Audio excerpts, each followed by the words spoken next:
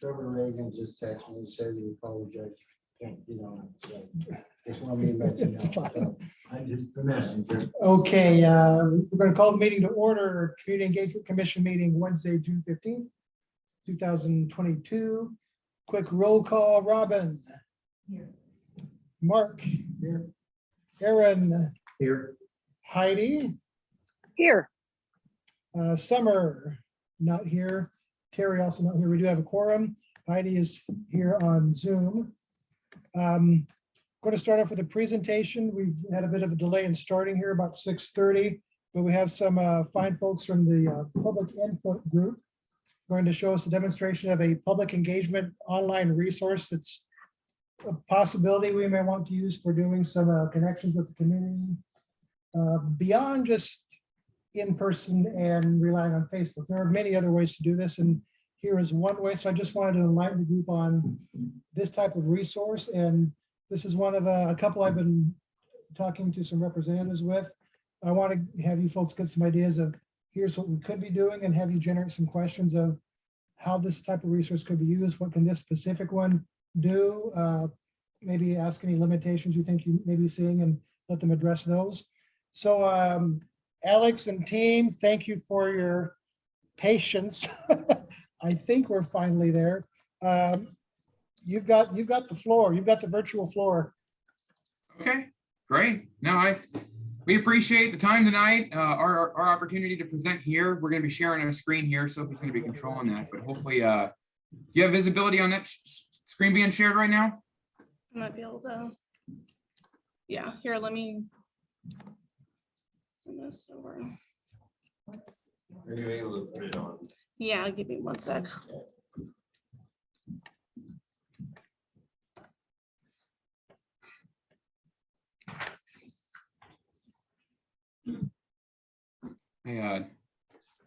I'll stand by for confirmation if you got our screen. Yeah, give us one moment. For sure, no worries. You may still want to gather around in order to hear, though. Yeah, we can't use the speaker. Speaker would work. What? Yeah. Won't get feedback? It'll Well, if that's it'll not go working. from you to the computer, but it'll still catch it.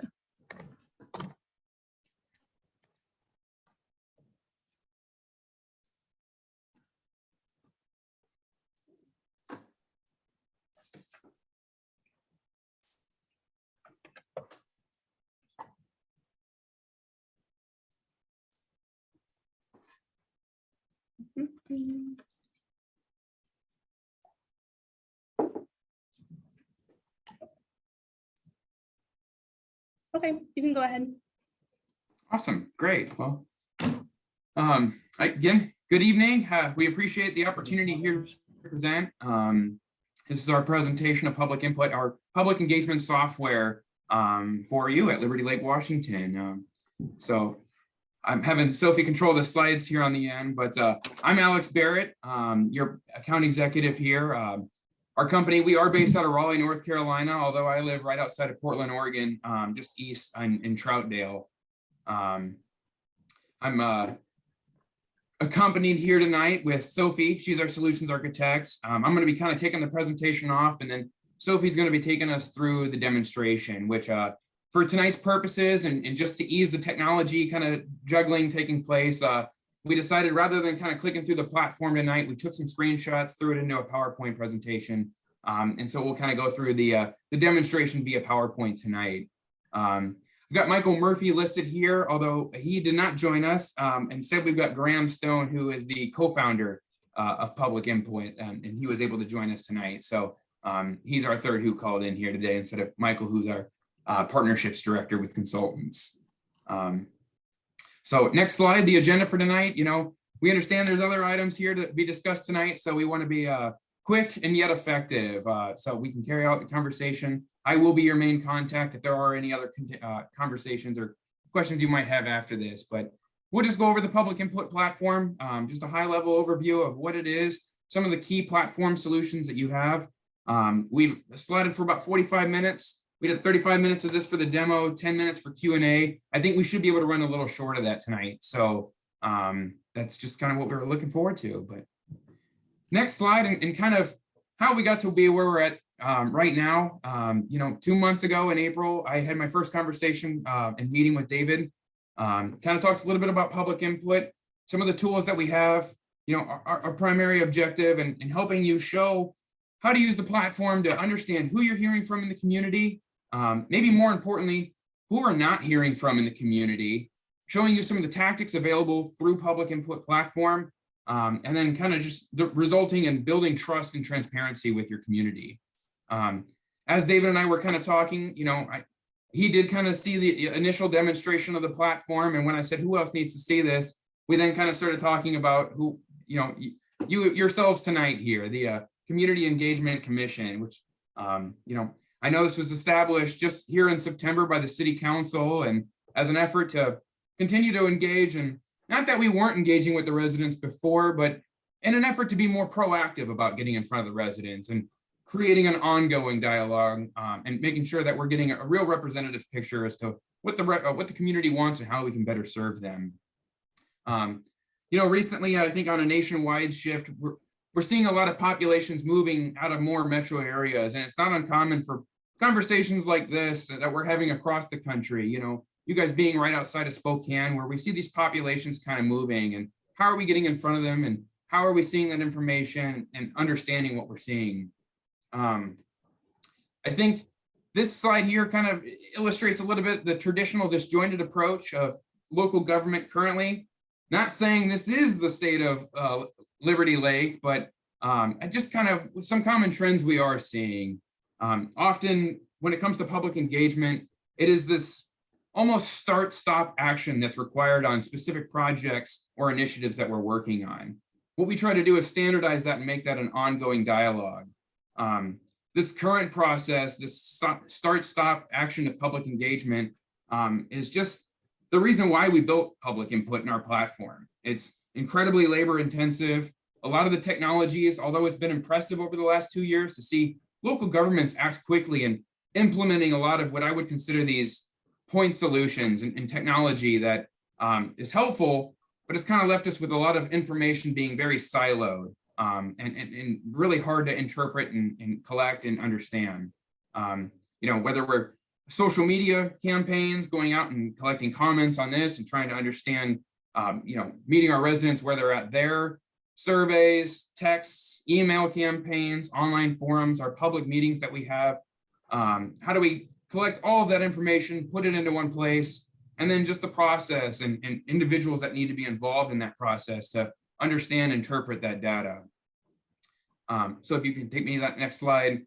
That's kind of led to public input and our public engagement, where we really try to break it out into 4 different phases.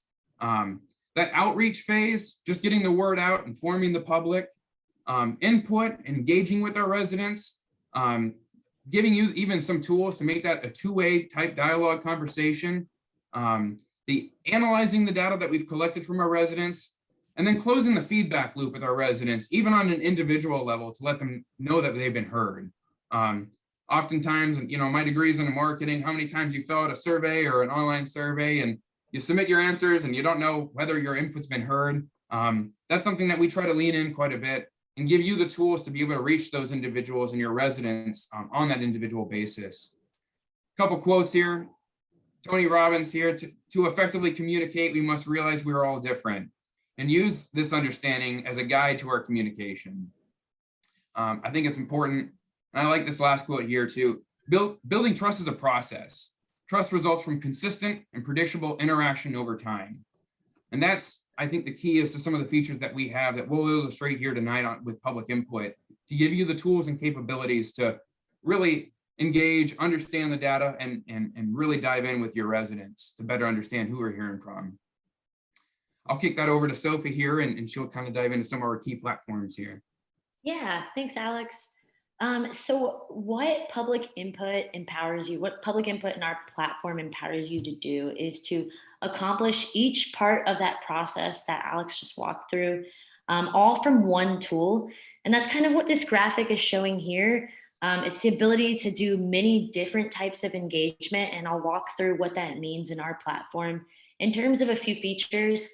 But what I'll kind of stress along the way is that when it's all coming back to one place in real time. That empowers you to do real-time analysis, which helps you respond quicker, show transparency in that process, and build trust. And as a bonus, it really helps streamline your team's workload on the back end. So one thing we support, or what kind of engagement tactic or method we support, is in-person surveying, AKA kiosk mode. This is a great tool to use for any type of boots on the ground engagement effort. You can ask questions as people are passing by and key in those answers. It allows you to survey redundantly on a tablet, iPad, or kind of whatever type of mobile device you want to use. And then it's going to create that digital record for you and save it according to the project. This is just one way to get engagement. It's more of a physical kind of in-person type of effort, but we'll also sort of take a look at other ways you can gather engagement without that physical presence that still makes it really accessible for your residents. So alternative participation options. We have two really great options for that, text surveys and voicemail hotlines. So this is something you can post on signage in the community. You can have a little QR code if folks have a smartphone. Even if they don't have a smartphone, you could have a text in code. So thinking like, text parks to 555, something like that, where people can give feedback while they're on the go or leave contact info if they're interested. You could also post a hotline number there for folks to be able to call in and leave voicemails. And it doesn't even have to involve a survey. You can enable these options for folks to join like a subscriber list, just to kind of stay connected. Both options are 100% offline, no Wi-Fi or computer access needed. So great if you want to make it as easy as possible for folks to raise their hands and to accommodate any needs in the community, especially if there's any internet or maybe computer access concerns. And then on the back end, it's organized under one dashboard, of course, to make it easy to manage. You can catalog these as public comments to be able to report out or follow up from later on. So we talked about accessibility, but another part of the platform that really helps to ensure equity is our mapping tool. The reason why I say this is because it can take all of your engagement inputs, whether you're gathering it from kiosk mode or from a text survey that was deployed or input that came from a voicemail line. It's going to gather all of that and show you where it is on a map of your city. Then it gives you the option to overlay different types of information. Typical or common information that cities will use this for is information that shows where they might have historically underrepresented pockets of their communities.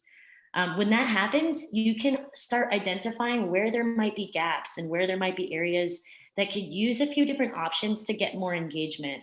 Or if you're using this to plan out your engagement effort, you can use it to understand where you might want to target. And because you're operating out of one platform, you can leverage some of those offline engagement options.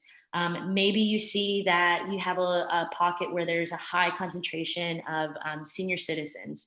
They might benefit from paper surveys or kiosk mode, maybe some more in-person kind of boots on the ground efforts to be able to gather engagement if there's a project or initiative that's going on in that area that's really going to affect that community. So whichever tool you might use to best fit the needs of those certain pockets. In turn, this is going to really help you know who you're reaching, know who you're not, so you can understand if there's opportunity to do more outreach or follow-up and close that loop. Speaking of following up, we've seen how cities that follow up and make an effort to close the loop really increase transparency over time. Again, because every time they do, they're building that trust. So our integrated communication system makes following up really easy if you're running multiple engagement efforts. There might be multiple contact lists associated with those different and various kind of engagement efforts. So our system, there's no need to worry about needing to combine those lists and check those against each other to make sure you have the most updated information. That's already happening in the background, so you can focus on tailoring your message and know that you're communicating with the right audience with the most updated contact information.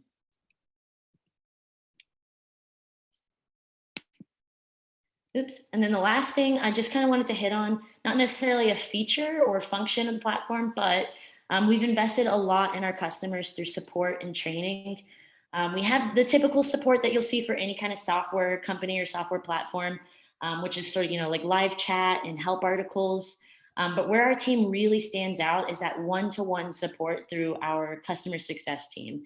So when anyone licenses our platform, they're automatically assigned a team member to help through onboarding and setting up their first engagement effort, helping to understand where the various tools are in the platform, all of that good stuff, just to make sure that value is realized very quickly when you license the platform. So from there, I will kind of wrap it up and final questions. Feel free to let me know if you need me to go back to any other slides, if there's any questions, but I'll kind of stop talking now and let you guys ask any questions if there are any. What specific questions do you have, Commission folks? Capabilities. Are they going to hear it? You're able to hear us, correct? Can you hear us okay? Yeah, we can hear you. Okay, great.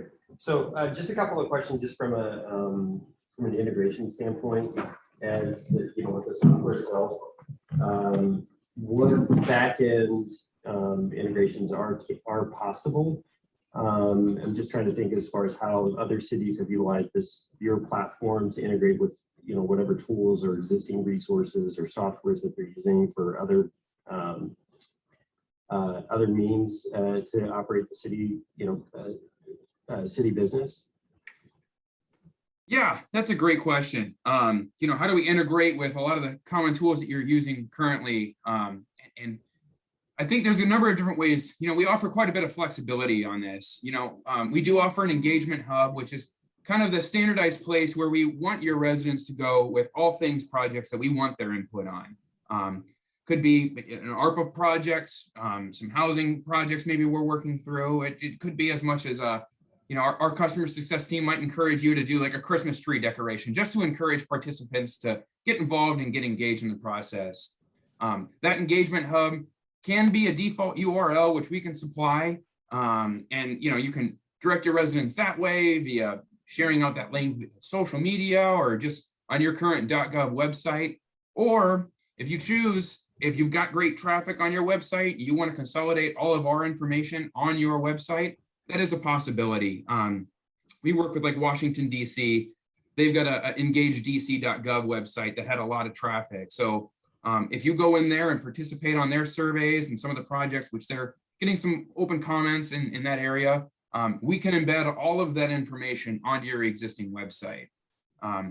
So I think offering some of that flexibility, depending on your web builders, to be able to utilize that website and not really change anything, as much as just implement the public input platform, just to kind of be the receiver of all that data, just to put it in one place for you as an admin to then send out and better understand in some senses. But were there specific tools that you were looking for as far as integration, or does that kind of answer your question?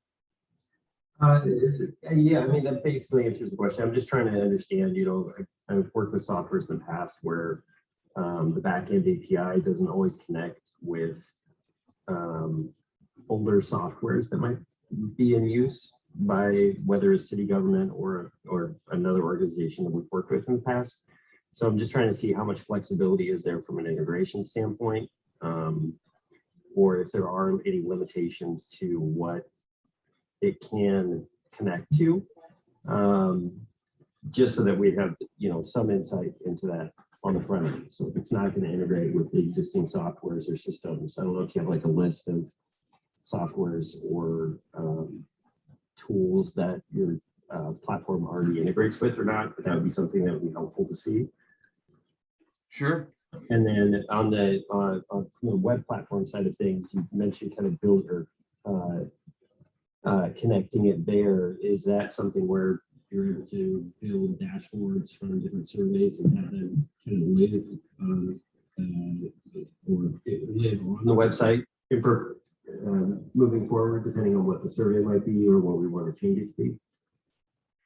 You cut out a little bit at the end of that second question there. I got where the surveys are living. Did I catch that you're asking if that is on the existing website to like be archived there, or? No, so sorry. So the website itself does the platform, will it load to an iframe or some sort of landing page on like a city.gov site?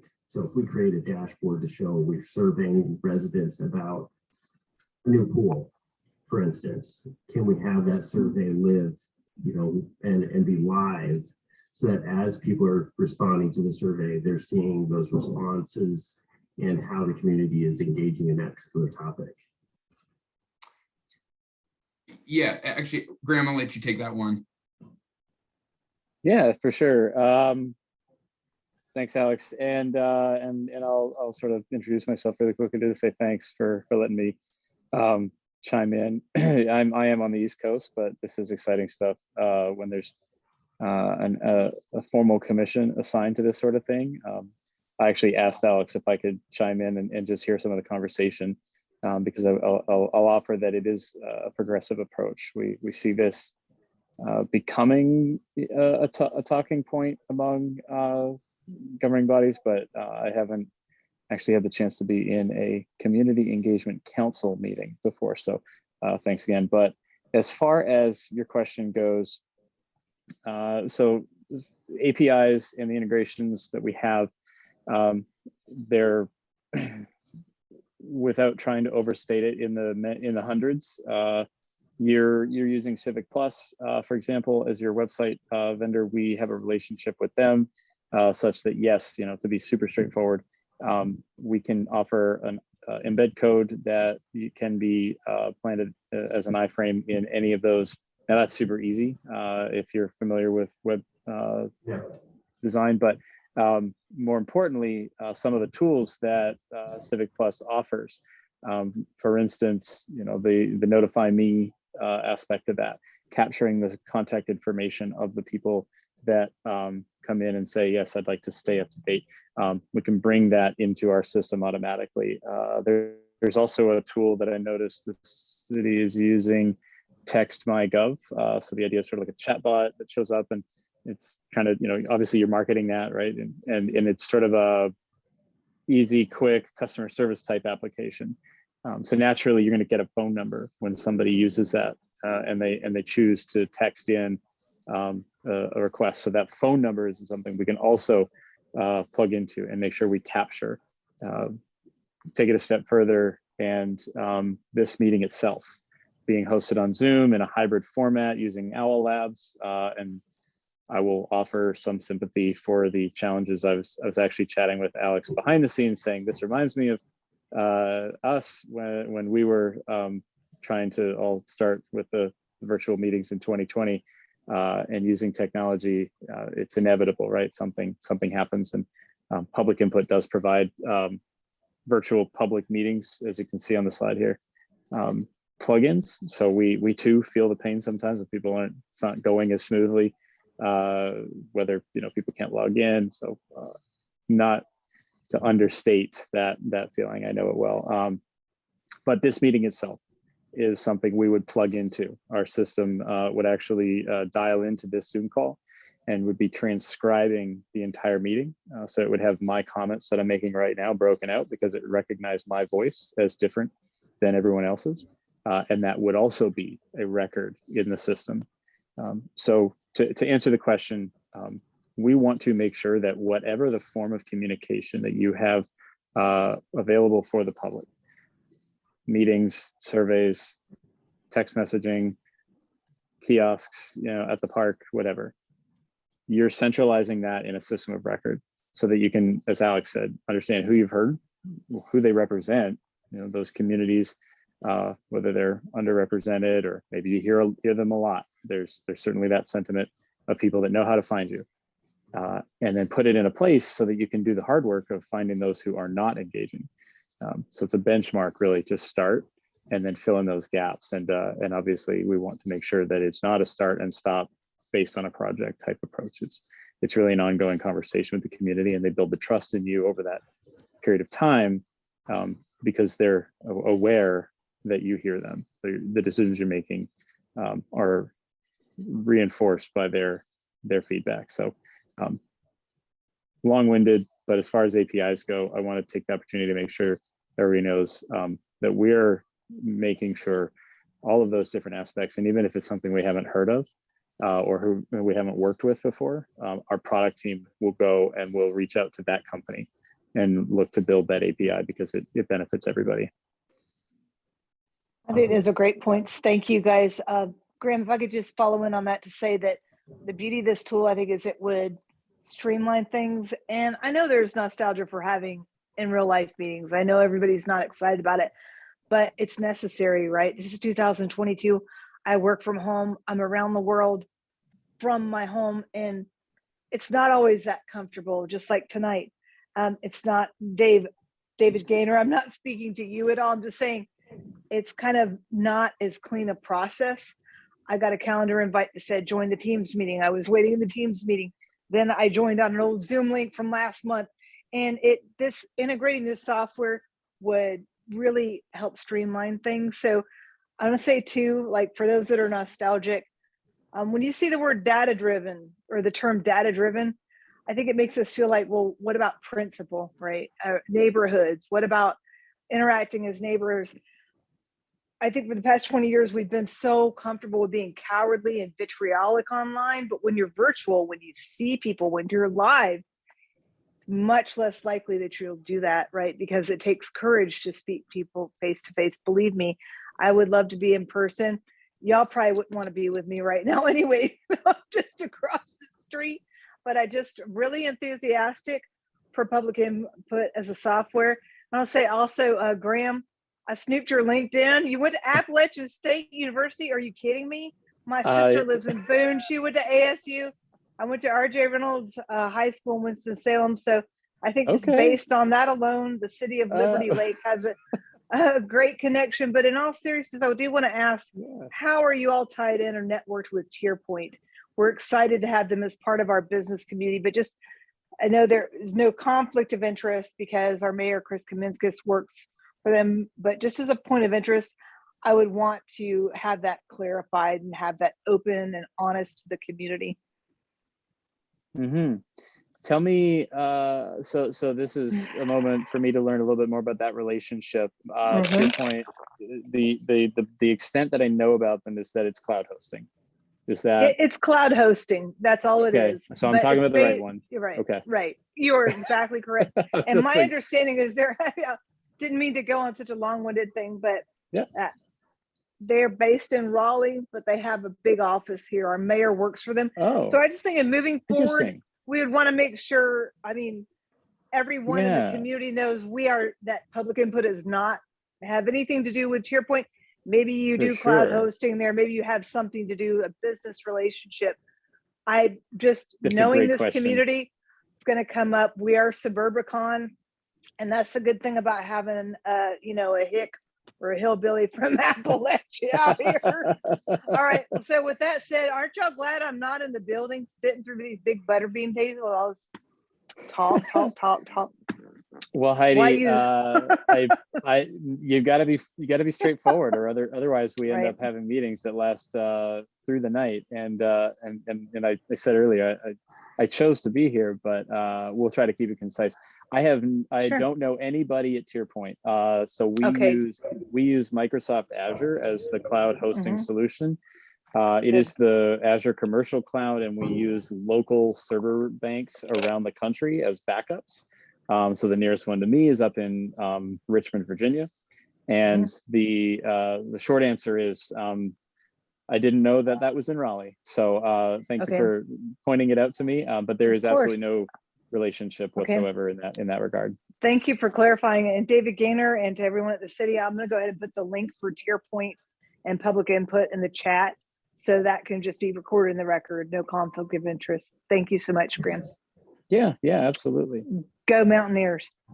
I was there when I was in, so to give you my age, I was there wrapping up when they went back to back to back. And I don't really follow football, but I started then.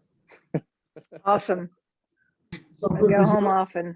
Start here the like 9 items. Do you have any specific questions about how any of these features would work, what they can do?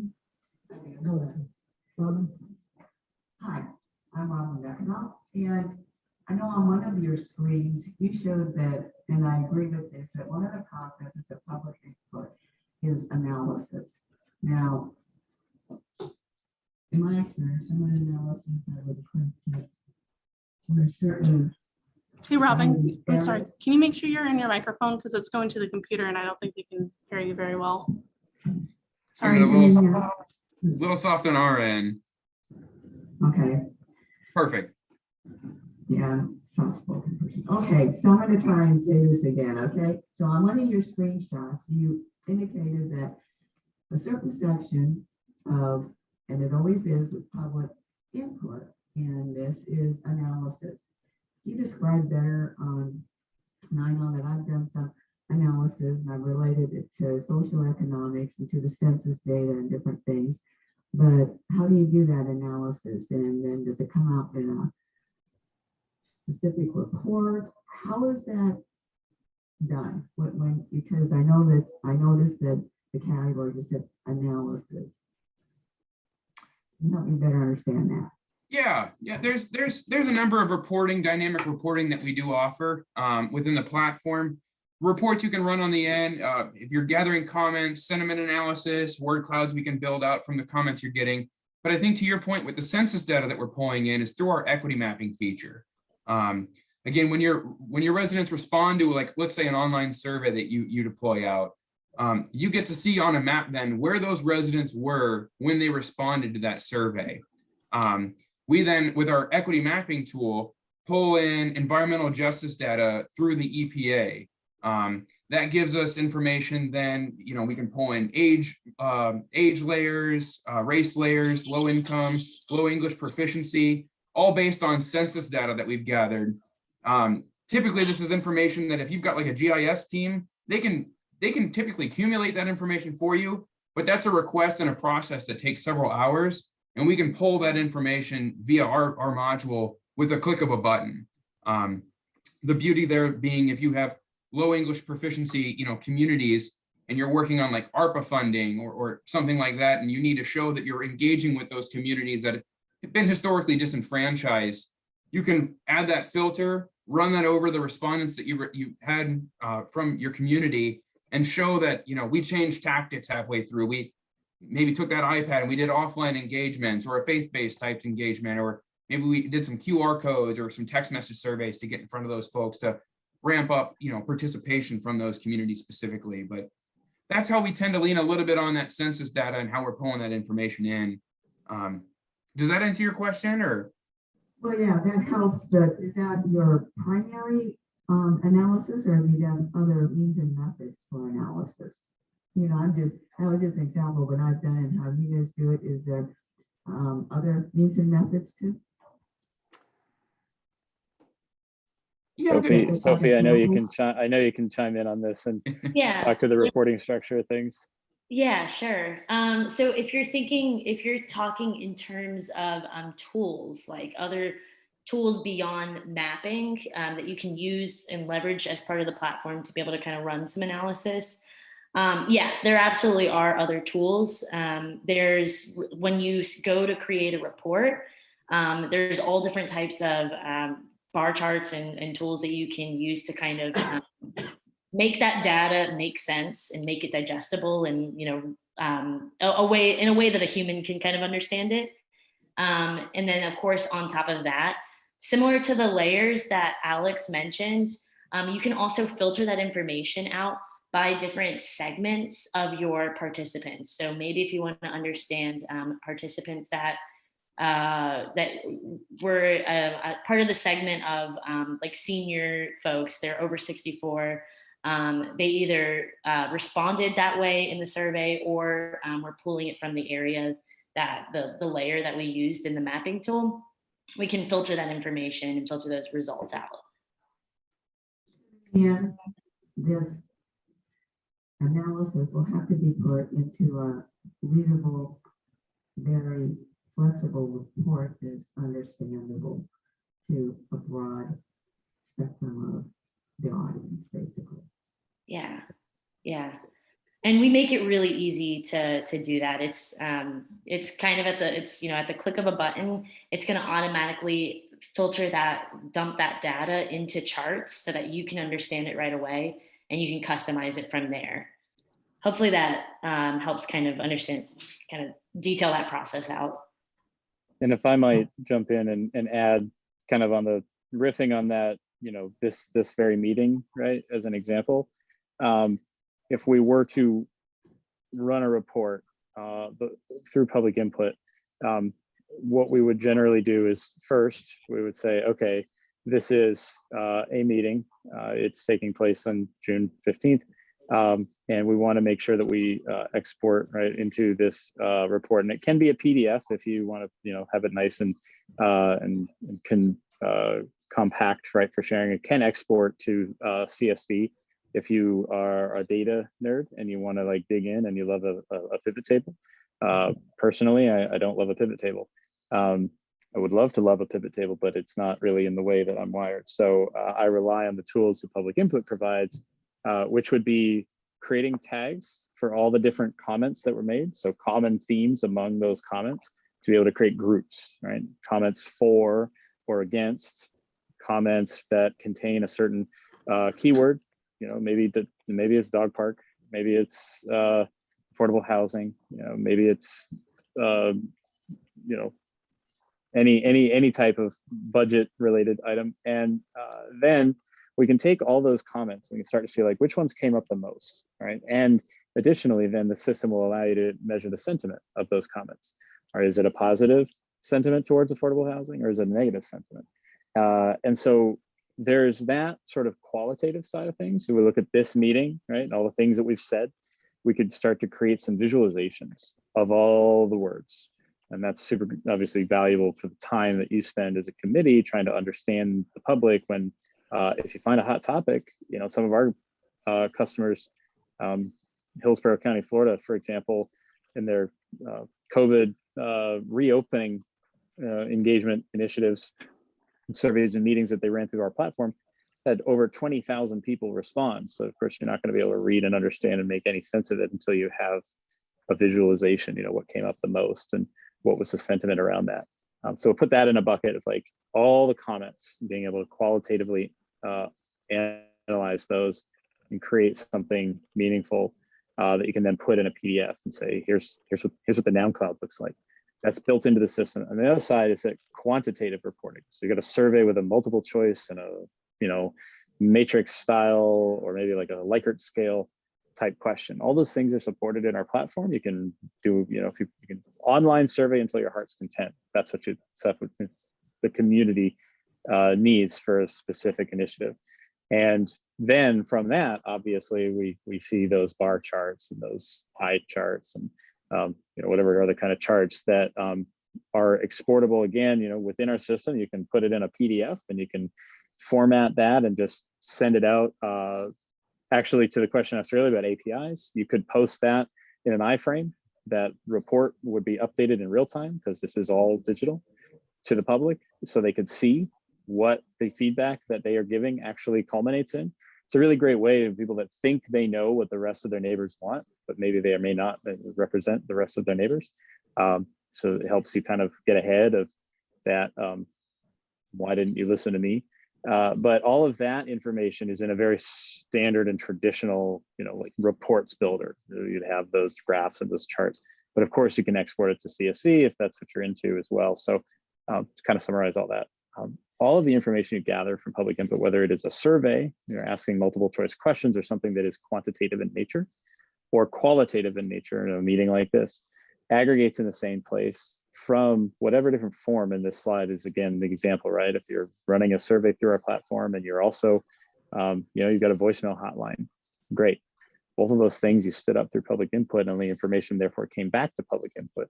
And the report will encompass each of those communication formats. So you don't have to worry about going and finding all the different tools you've used and then go back to that sort of traditional approach where me in a past life had to go and create a spreadsheet that aggregated it all. And I thought I'm probably being paid too much to do this work.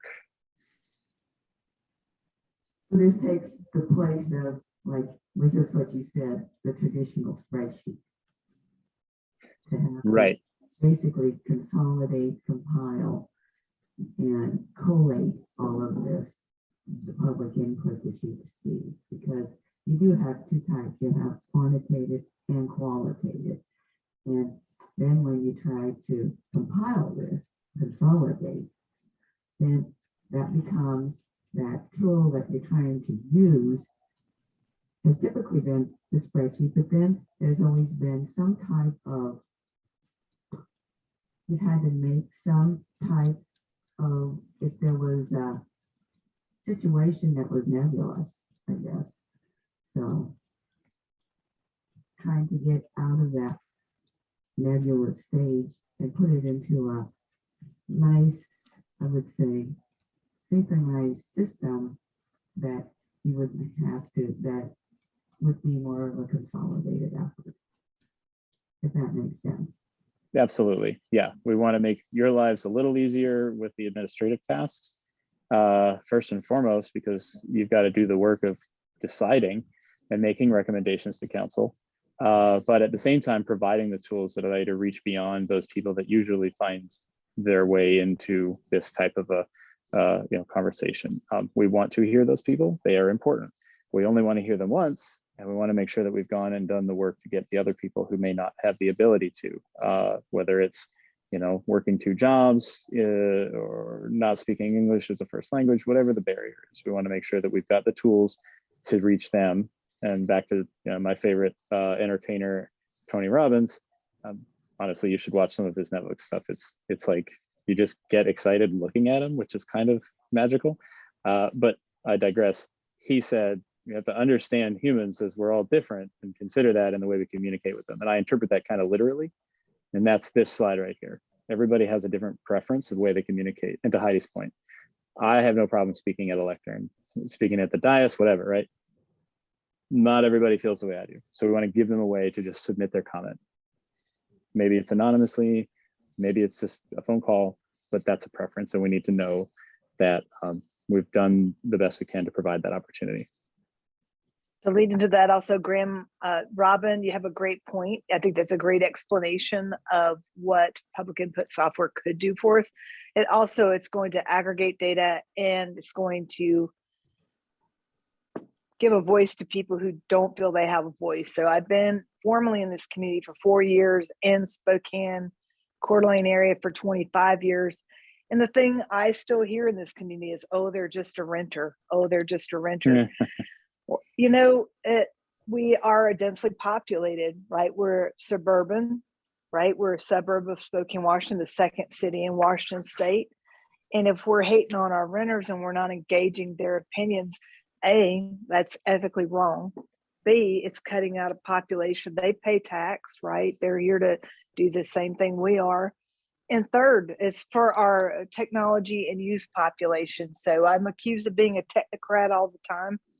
And I go to church on Sunday. You can call me whatever you want. I'll stand before God as witness as a child of a deaf adult to say, this software is going to include more people. It's going to make it more Mayberry. And also need to understand people who can't get out, right? In our multifamily dwellings, we have disabled veterans. We have people with physical challenges that don't get around, that can't get out. So that's my thought on that. But Robin, great question. And again, I know we really want to be in real life. But also, in order to attract young people, to this commission itself, we've got to engage online tools. So I was talking at the farmers market. I think I scared some people to death. And I talked to them while they were waiting to get a latte. And I said, oh, you look like you're under the age of 25. Can I get you to form a community engagement commission? So maybe if we would have a software tool, they wouldn't have to be scared by an old lady at our farmers market anymore. All right, I'm done. Thanks. But don't stop going to the farmers market, because you find the people, and that's where kiosk mode comes in. But you're onto it, I was wearing a mask because I get excited, I'm watching the clock. I want to be considerate of our guests' time, because some of you are not in the Pacific time zone. So I just want to make sure we're getting, are there any other questions the commissioners have of the resource here and what it can do and what the capabilities are, maybe what other cities are using to gain information from? So just, I'd love to hear what other cities are using it. So it's great pointing.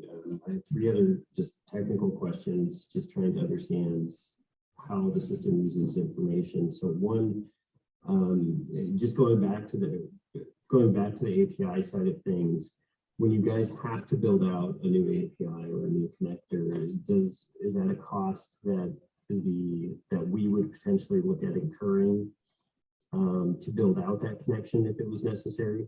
And if so, what's your typical cost when you have to go about doing that? Yeah, the short answer in software, and anybody familiar with software will laugh at this, is it depends. But it depends on how amicable the other software is. So some are super easy to work with and offer their API keys online. We can do that pretty easy. We do charge because it is custom development time, and as a software platform, it's a funky business model. But it could be as low as $500 if they're super easy to work with. There have been companies we've been asked to integrate with who hold the cards close to their chest and don't want anybody to know the magic. And those are far more complicated to the point where sometimes we cannot. It's not super often. Most software companies understand that, better to work together than to be the weird one out on the island. But I've seen our software team quote as high as $7,500 to build out an API with a more complicated, we'll call it, group. Okay. And then on the data side of things, as far as the data that's getting captured and dealing with duplicate responses, so kind of two different questions. So one is, as far as managing those individual records, if somebody submits a survey via text message or through some sort of mobile device, utilizing the phone number as a contact method, and then in turn follow up with that a more complete contact record, including their email and phone number, does the system recognize that as one contact and merge that record, or does it create a secondary contact? And then the follow-up to that is, if we're doing a survey, is there a way to restrict the number of responses a single individual can provide if we wanted to under some circumstances? Got it.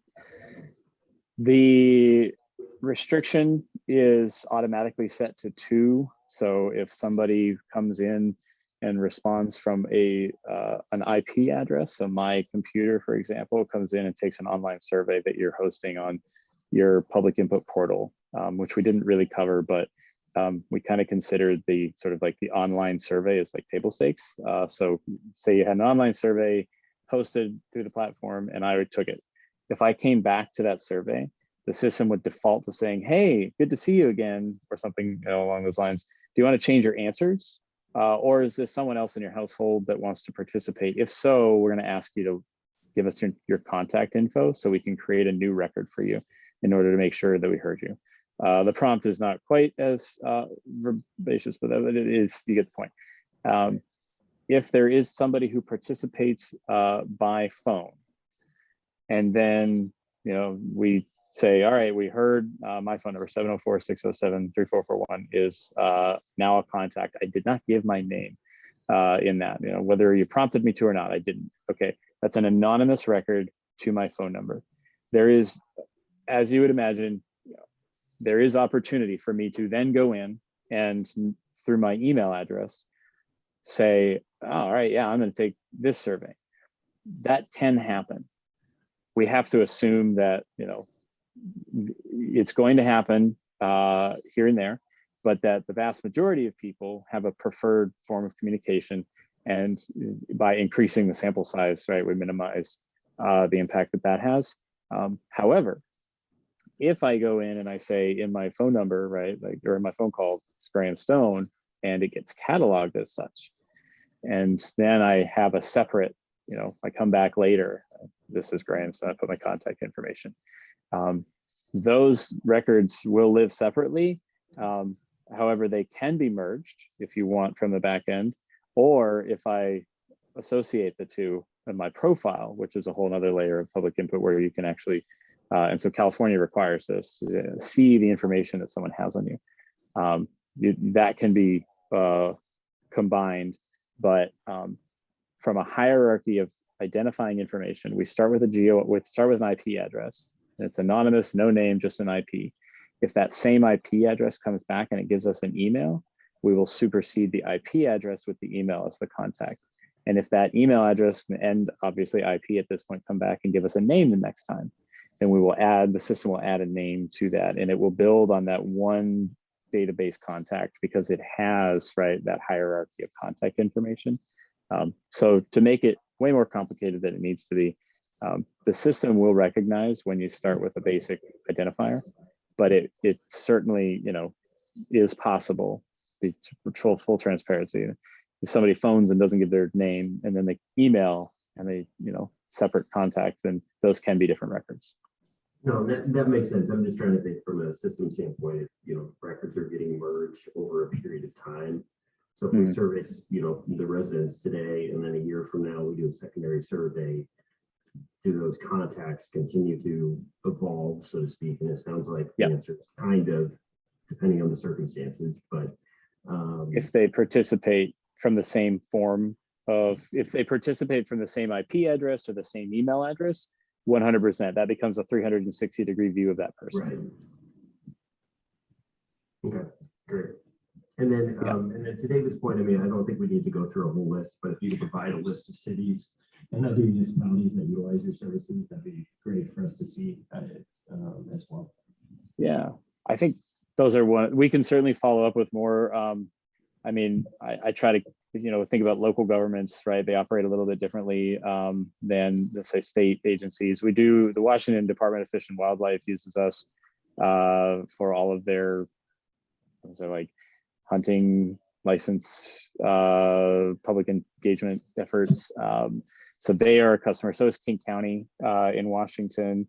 I would say, looking at sort of big name cities, San Antonio, Austin, Charlotte, Raleigh, Dallas, all use public input. Who else? Smaller cities are probably better. I think about suburban cities. Most all suburban cities of Raleigh, where we're based, use us. So Cary and Apex are towns of 100,000 or so that are suburbs of Raleigh. A little bit more, I think, aligned to the demographics. So I think if you want, we would be happy to provide case studies and even references to some of those cities.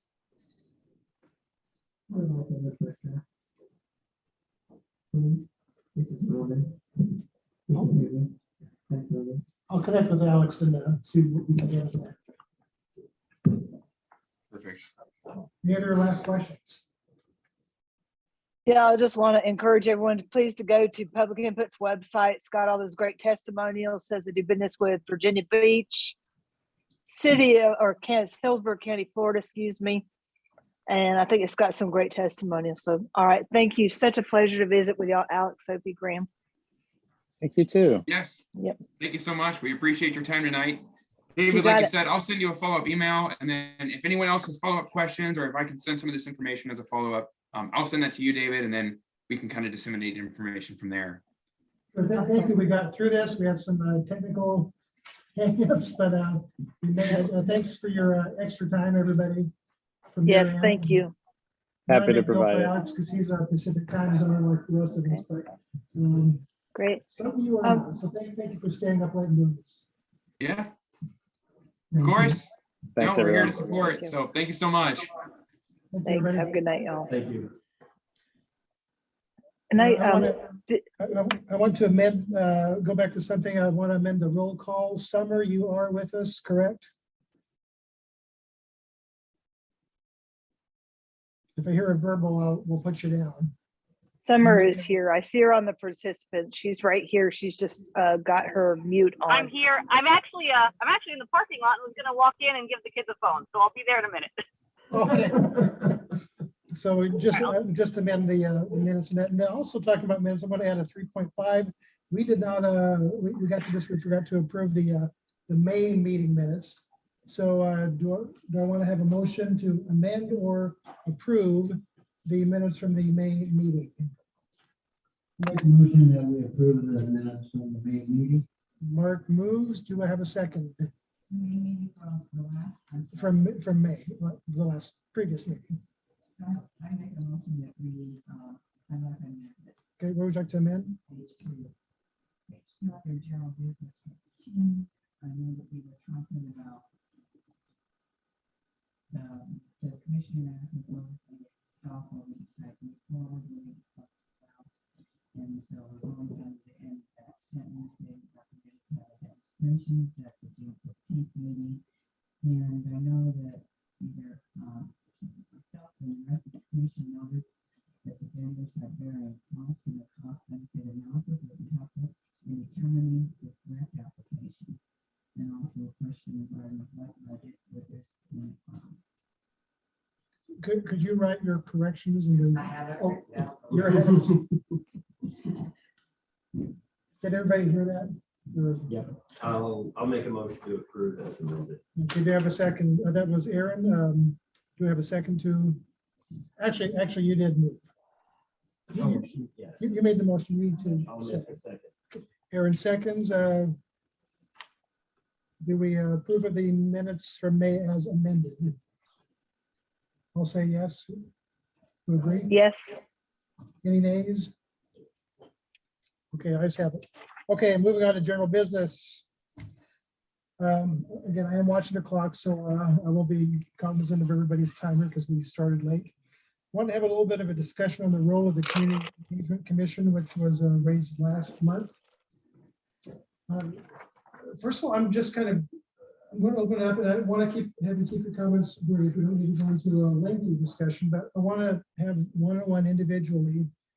What were your goals? What are your hopes individually? Why you decided to join this, and what did you want to provide and make a difference with in being a part of this? I'm just going to go around the room. Robin, why did you join? What did you want to do with this as being a part of this new group?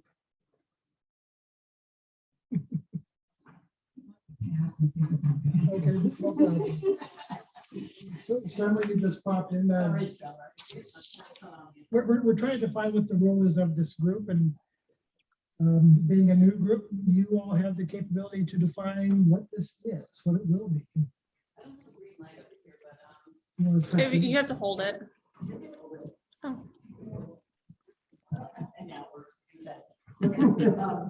Yeah, I moved up here because it seemed like it was an engaged community. And I feel like I grew up in an area that was like that, and it sort of petered.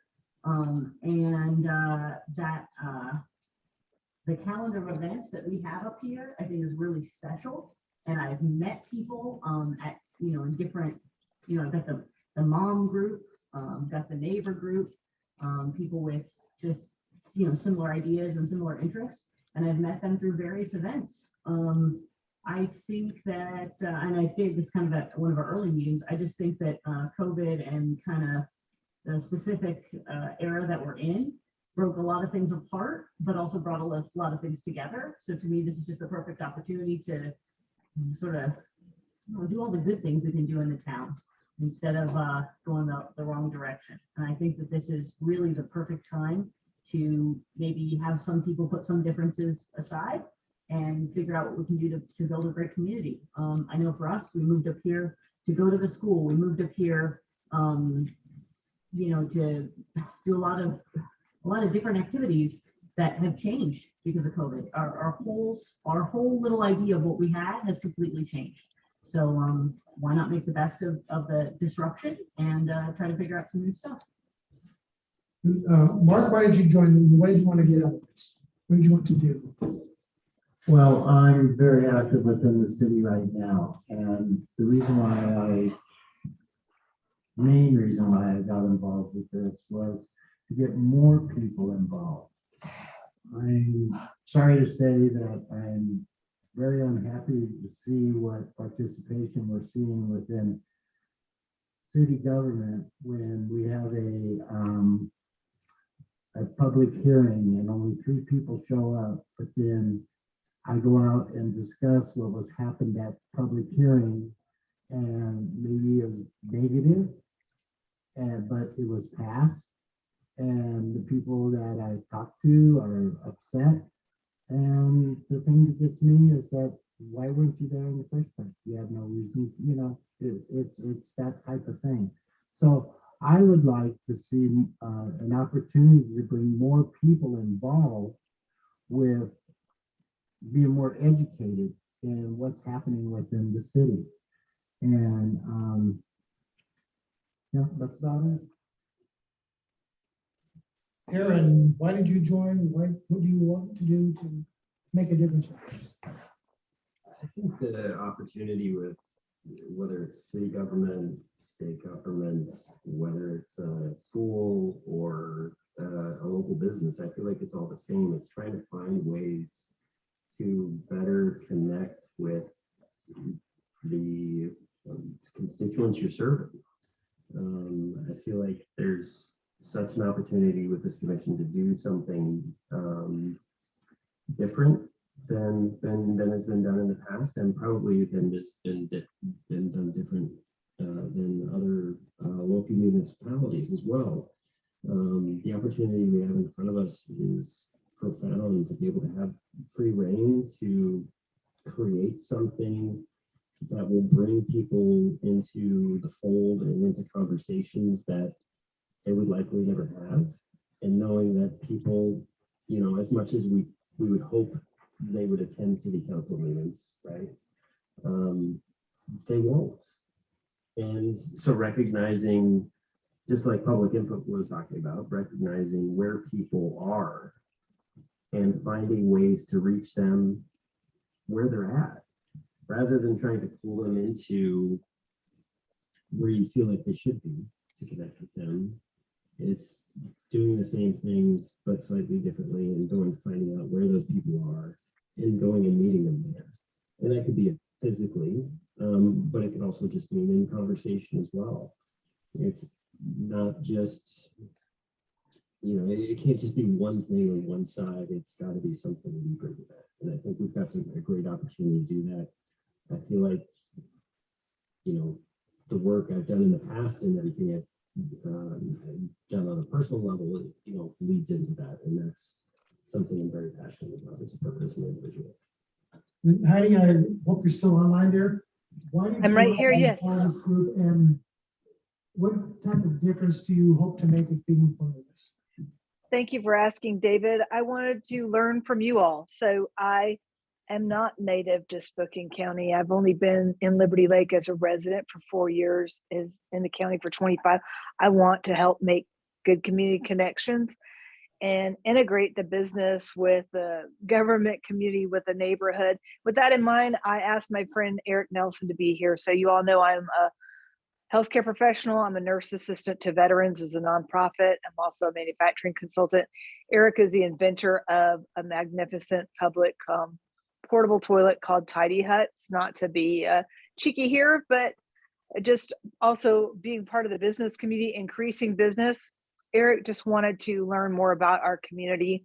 He's been in touch with Mayor Chris to see how Tidy Hut might provide a good service. He was at the Perry District Farmers Market recently, and this is literally a non-disgusting portable toilet. So when people think of Liberty Lake, and when I go to business meetings around the world or speak to people around the world virtually, they say, yes, I went to Liberty Lake. What a clean community. So I'm going to just let Eric speak to that quickly. And thank you. Thanks for letting me be part of this great commission. Well, I need to interrupt there. We do have Sure. Citizen comments on the agenda. So Okay, Eric, well, Eric will unfortunately, speak at the end. Yep. on the agenda, I can let you talk when we get to citizens comments, if you can. Thank you, David.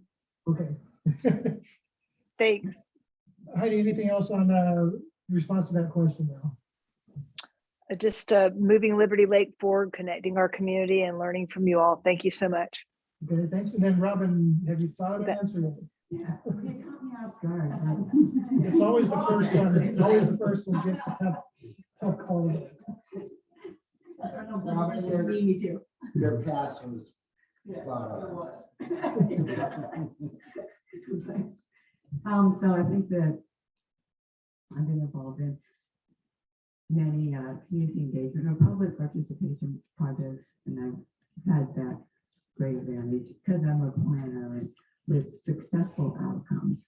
But hopefully I could rearrange with the group some of these things, that techniques, needs, and methods, we have a great opportunity and help, because we're building the foundation. We are really building the baseline. And that's when I do believe that this whole, the role and get more specifics and getting a middle education is important, because from here on out, other members that will come in, they're gonna go off from what the baseline and the foundation will be. I want to make sure I heard you right. You said identification is important. Is that the word you said? Yes. What did you mean by that? Well, who we are and how we identify ourselves as a community. And that part of that too is our reach, our public outreach.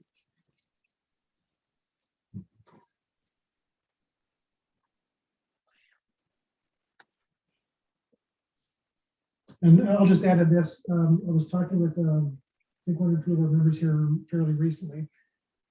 And since, this group's initial work has largely been the farmers market and doing the surveys, that was kind of my introduction to what this group does. It was kind of your introduction to an actual activity. I felt I got too focused on just that. Survey. I kind of realized there's another part of this, and that's reaching out and informing people the other side of this, of what's happening. Some of you mentioned, the calendar items coming up in December. So this is an opportunity that I think this group has. It's not just being a resource to find out what people think, but it's a resource to share out, here's what's available, here's what's happening.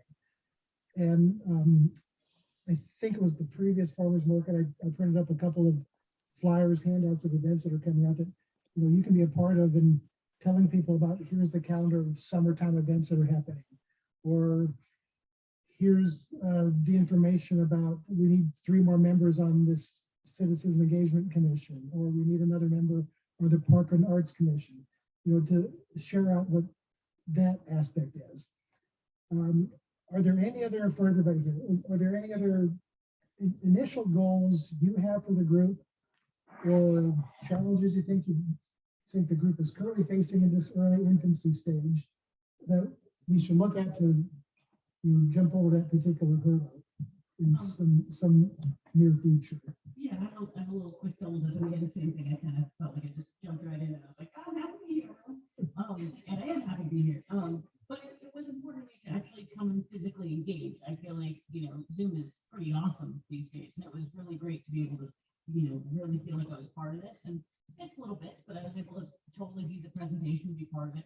But for me, real engagement is really important. I mean, it really is important. And yeah, I drag my little people along. We'll see how well they do, but I feel like a lot of people have things like that going on. Yeah. So for me, I just want to double dip to say that I didn't know this signing up, but once we got here, I'm really impressed with our specific skill set or personalities.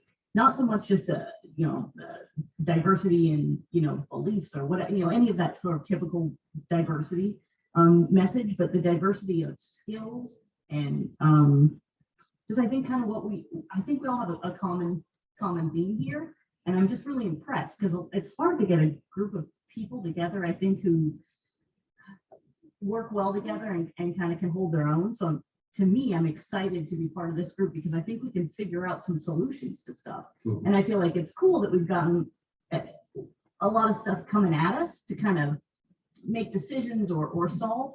But I also felt like the first couple things, it was like, okay, here's a presentation on a thing. What do you guys think about it, sort of? And I think that we could be more, better, not better use necessarily, but I think there's some different things that we could kind of tackle.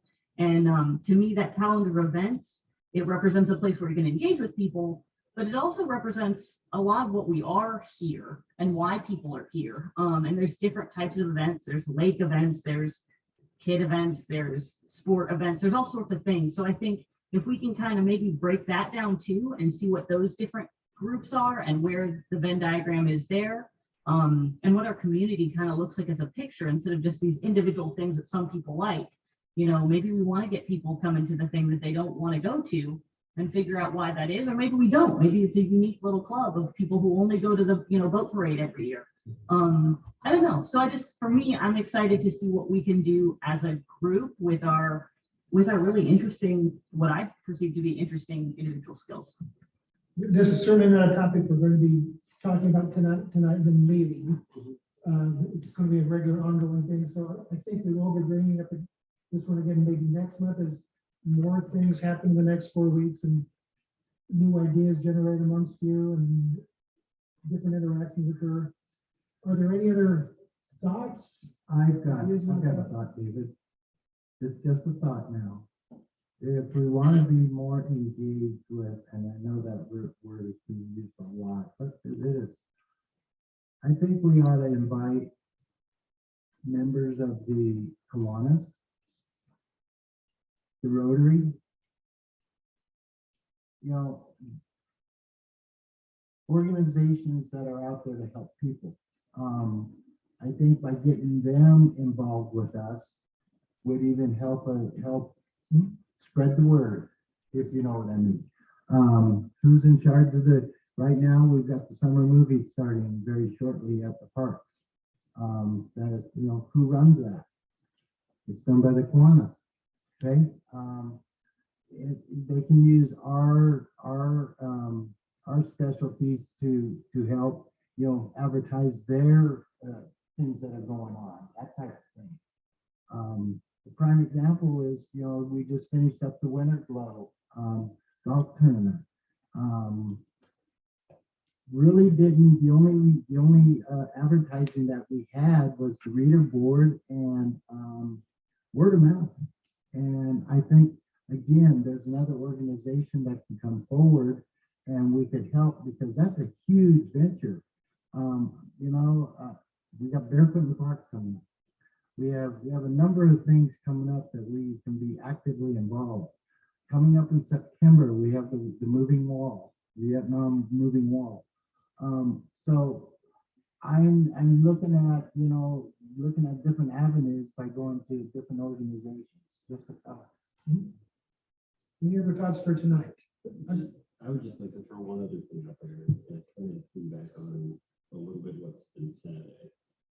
I think we're going back to your question about challenges and where we potentially get stuck or could get stuck is, I feel like part of what our role could be as a commission, yes, talking about events is great and we should be doing that. But I feel like that's such a small segment of what our role could be. I feel like we as a commission should operate like Switzerland almost, where we have no stake in anything. It doesn't matter whether it's the council coming to us requesting something of us, whether it's the citizens coming to us. We are that neutral third party.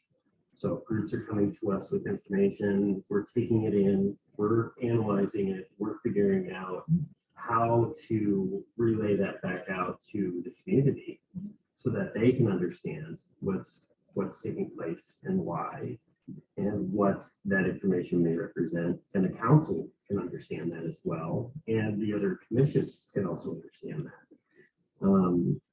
I think events are great to share. And I feel like that's important. But I feel like if that's all we focus on, I think we're missing a whole opportunity to actually engage with people in meaningful dialogue on what it is they want to see the city do and how the city can improve. And I feel like part of that is kind of thinking with kind of intentional purpose about the questions we're asking. So the questions we're asking at farmers market, the questions we're asking when we're out in the community at an event, when we decide to go pull people, whether it's Safeway or Yolks or about the Trailhead Project or whatever the case is, being very intentional about what those questions are. And same thing with engaging with those groups, being intentional with, that's great, let's talk with Rotary, but why? Why are we talking with Rotary? What's our plan? What's the purpose of that relationship from the commission standpoint, and how do we engage with them effectively? Whether it's Rotary, whether it's the Ridgeline High School kids, I mean, it doesn't matter who it is, but being very intentional with how we're utilizing that resource. So that because we are in our infancy, we can also burn some bridges really quickly by doing it badly. So it's like, we've got great relationships, let's use them, but let's also being mindful that we're doing it with purpose and intention about how, why, and what the end result is that we're trying to drive towards, whether it's gathering of information or whether it's just sharing of details of something coming up in the summer. You know, I agree with that. Yeah. Really. anyway, Any other comments? Again, we are not leaving the subject. yeah. Yeah, and I think just quickly on that, I think my focus on the events and things like that is probably because of the infancy of our group. Right. And it's just making our faces known, our friendly, welcoming, attitude known. And then, we really nail down what our questions are, and what some of the real asks are from everybody. But I think that's, for me, that's the focus, is like, there's a, to what I've seen represented here is people's desire. Everyone here, you kind of know what they're into here. I haven't met many people, even if their thing is I'm not into anything, that's their thing, right? So I think, to me, the different events is the first way that we're kind of engaging. But I'm with you too. I mean, I think that can't be everything, but I think right now that's probably your best bet, because everyone's pretty vitriolic. Otherwise, like it's been said, other than like her person. Are we ready to move on to the next one? Okay, well, speaking of events, that's the next item. Mark very nicely, I think, took his own time to put together this calendar of events. I think I was spying a little bit on, walking past the meeting where we were talking to one of our staff members about your interest in putting this together. Mark, you want to briefly tell us about your creation of this and what your intent was with it? And then we can also offer some comments as well. Well, the reason for putting this together is to find out, okay, what do we got going on in the city? Okay. So I met with Jen at the city here at the city at the city hall, and she opened up her calendar and pretty much gave me, I'd say, about 80% of the information. I then met with Tim Olson with the Kiwanis and got his information. I did met with Jandy over at the library and got her information. And then I met with the Rotary, and it kind of comprised everything together, and came up with this calendar of events. Okay, it starts in January and it ends in December, and there's a lot between. And I think it's something for us to get involved with. Not okay. I agree with what Aaron says, but I think for us to kickstart ourselves, this is a start, is what I'm looking at. Okay, and how we take it to the next level, that's up to us. And this is a base to work off of right now. And the next big thing we got coming up, and Jen made the comment to me last night. Barefoot in the Park, they'll have a city tent there. Okay. Jen Camp asked us last night if we would be interested in manning the tent with the Parks and Art Commission. And it's a painting rocks, having kids paint rocks. I don't know if you've seen them as you're walking through the city, seen the painted rocks. And if they did it 3 years ago when they had Barefoot in the Park, and it was a hit. It was a big hit. I told her I'd bring it up tonight. So I'm bringing it up tonight. I'm going to be involved with it. Oh yeah, Barefoot in the Park's fine. I'm not saying that if we can work something out with Parks and Art to where if whoever's interested, we work an hour or two, and not there all day long. Just a thought, we'll know more probably at our next meeting in July. We can finalize everything.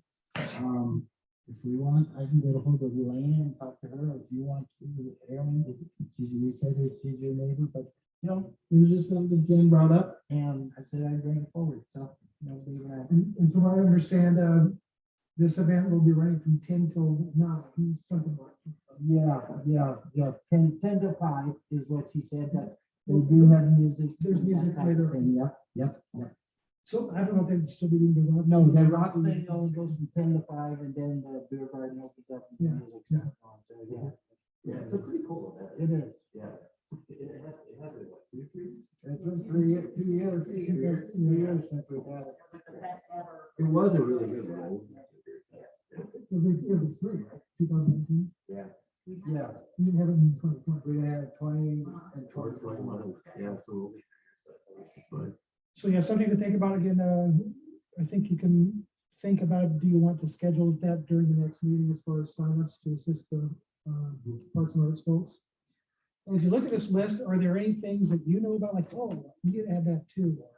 Is there any opportunity, or first of all, do we have anything even remotely like this currently? Like, Yeah, officially. What was the thing that we were handing out? there was the It wasn't. this summer conference. festival, I think it's called. Oh, is that the Kiwanis?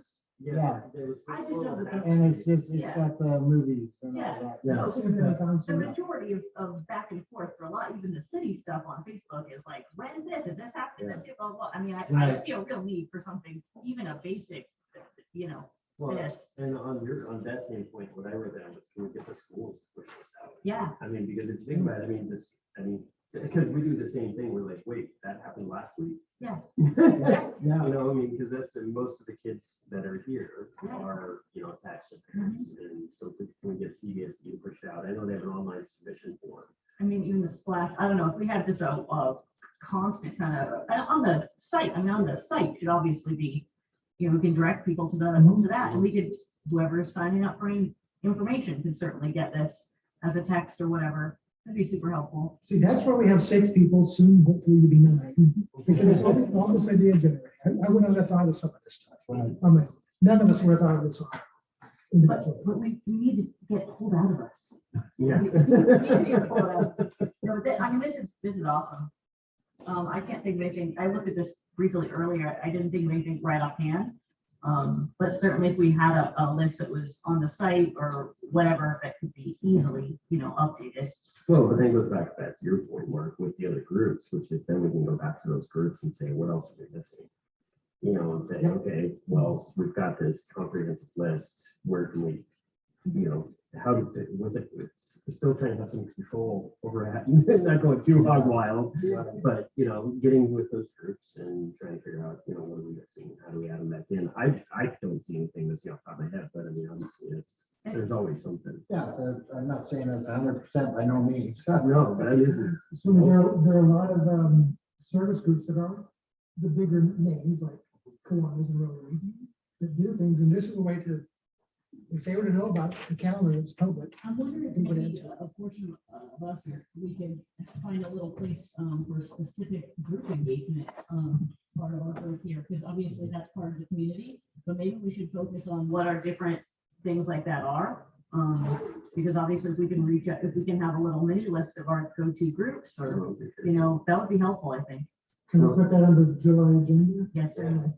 Well, does the city have, I mean, it goes to the city question, do they have a list of all the civic organizations? Yeah. You guys walk through and go, Yeah. who do you know it where? Yeah. That's a good way to Yeah, do that. they've got, honestly, I can get that, Dave can get that from Jen. If we don't have it, I'm gonna. Yeah, Sorry. she's got it because, it's pretty simple. There's so many of these events that only have one or two. One or two, that's Yeah, right. they don't have to, and not to go too far down the road, but I'm sure, the Trailhead project now, some of these, maybe they don't have to be a one location sort of thing. Mhm. Right. A lot of these things, I mean, like the garage sale, for instance, the yard sale stuff, it's local, but people are coming in from a lot of Oh, places, Oh, yeah. and it's a big thing, and now that became also now in the park, there's things on that same day because of that situation, so it's become a bigger thing, and I think a lot of these have that opportunity too.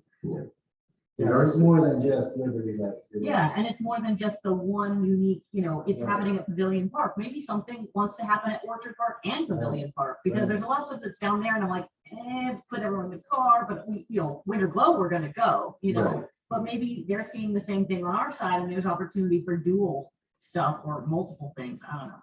Well, Pavilion the and yard sale Rocky Hill. thing was interesting though, because when we were this last weekend, we were talking to people and handing out those flyers anecdotally. 'Cause I Sure. didn't count, Sure. but anecdotally, I would say 50% of the people didn't even know the yard sale was this coming weekend. Sure. And that's something that's it's a Liberty Lake staple. I mean, how long has Kiwanis been doing This this? is forever. Yeah, I mean, so how many people that were like, oh, that's that weekend? Right. Yes. Yeah. Yeah. So, And I think that's And because. honestly, it was only canceled 1 year for you guys are coming in. October. Yes, They had it right. last year. Right. yeah. So, I would, I was, go, go. The living document, I'm sorry. Oh, yes, Yeah. I was about to say that. And really have this someplace and make it a living document. Be on this site, I'm sure. Yeah, I would say between now and the next meeting, and Heidi, you two online, and Terry, who we will reconnect with, think about the groups you're involved with. What also needs to be added to this as we build this living, growing, soon to take over our lives document? I think the only thing that's missing here is anything that's happening at the local high school. School review. I don't include any of that, because I didn't know, so. well, and just the other thing too, though, going back to getting people involved with the council meetings, like I said, is council meetings should be open. I mean, Sure. council meetings, commission meetings, if you think about why And people aren't something- engaging, Yep. they don't know or don't want to make the time or whatever, and that's, something else that. Yeah, there's room for different sections. I mean, if this was like our main, sort of like you said, the living, these are the usual, events. If we had a column or whatever that is for city hall events, if we had stuff for standing school events, meetings or- yeah. any of that stuff, it could be a whole space Yeah. sort of for that. Anything else on this? Again, we'll probably look at this next month. And we will actually be looking at it a little bit on the next time. Well, one quick question, I mean, can we make that, can we create a prettier document quickly that we can push out? For Saturday? well, I'm just, not even necessarily for Saturday, Saturday would be great, but I'm saying that something that we can potentially put in front of the city, or not city, the school district, to see if they can push it out as kids are leaving school now. Between now and Friday? No, I'm saying, because they'll do follow-up emails and stuff post, after school runs out on stuff. If that's something we can get in front of those guys, that we can include. If I could add on to what you said, Aaron, I think, as we go through here, presentation and displays and how they're articulated is really important. So maybe we could look at that also, even for the farmers market and things like that, because it's things that draw people's eyes to what, that's just another avenue of getting better participation too. We'll look at that. Moving on, next item on general business, the farmer's market. I'm just kind of curious, and again, I'm watching the clock, so we don't need to spend a lot of time on this, but for those of you who have been there, just curious to know how things have been going.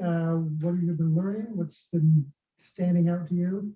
And then we'll look at the summary I've done on some of our ARPA questions, and then we'll actually go back to this calendar.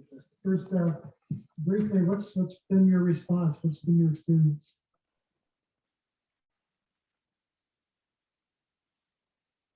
Okay, I'll start. Okay. So, initially I felt that, so I've been involved in a couple through now, and so I'm gonna go back to Trailhead real fast, and I thought that the takeaway was that I think our displays need to be better. We can enhance those. And we would have gotten, people were very, they liked those displays, but how we hung them, how we did it, we didn't have enough flip charts or things like that. So now going on to the ARPA, it was nice how you set that up, David, because at least you had that in big white letters and people would stop and read that. It was also nice that you had that little flyer on ARPA, because there were comments and saying, we heard about this, and they actually went to a meeting. They said, and we asked the city council, what do you want us to spend this money on? Or what are the restrictions? They understood there could be potential restrictions. This is federal funding. They said, well, it's sort of open, it's sort of flexible, and so that helped to basically hone it down, that little flyer to me. So with that, I'll pat Aaron had during the second half. I'll follow Fair Griffin. To me, there was an experience of you change based on what you see needs to be improved each time. So the first time, it was the first time. And then after that first design, I thought, that can be better. Then after the third time, I thought, well, why am I handwriting this? I'm going to print this out so it looks more professional. Right. And then those are the things we need. And then even that one, which I had it taped up, I changed it and made it 2 11 by 17 sheets, which I don't think got added last Saturday, but it's a person modifies based on just looking at the results and thinking Blackboard, striving to be better. So yeah, thank you for your comments about how things have improved, because I've noticed it too. And it was my own thing. Honestly, David, I think there's gonna be a change every week. Honest, there's something something's gonna change every week to make it better. We'll see that.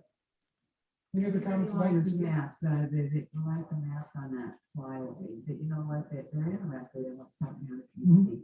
They're interested on how far Mission is going to be closed and what are we going to do. And I said that there will be signs out there. They're interested on the road closed sign out by Walgreens, wanting to know how long is that going to be up? When are you guys going to do? I said, I don't have the answer, but I will relay that message to the city. Steer them over to the mirror if she's there. Yeah. Yeah, that's one thing, the advantage you do have. You got a council person, you got usually a council member and the mayor there. You don't know the answer. So that can run over. We didn't know, we did not, or I did not have a council. No, yeah, this weekend we didn't have. Oh, that's right. So we got- The town was talking with me. So, Yeah, we got left hanging, but Yeah, it was so good. Too bad. I'm sorry.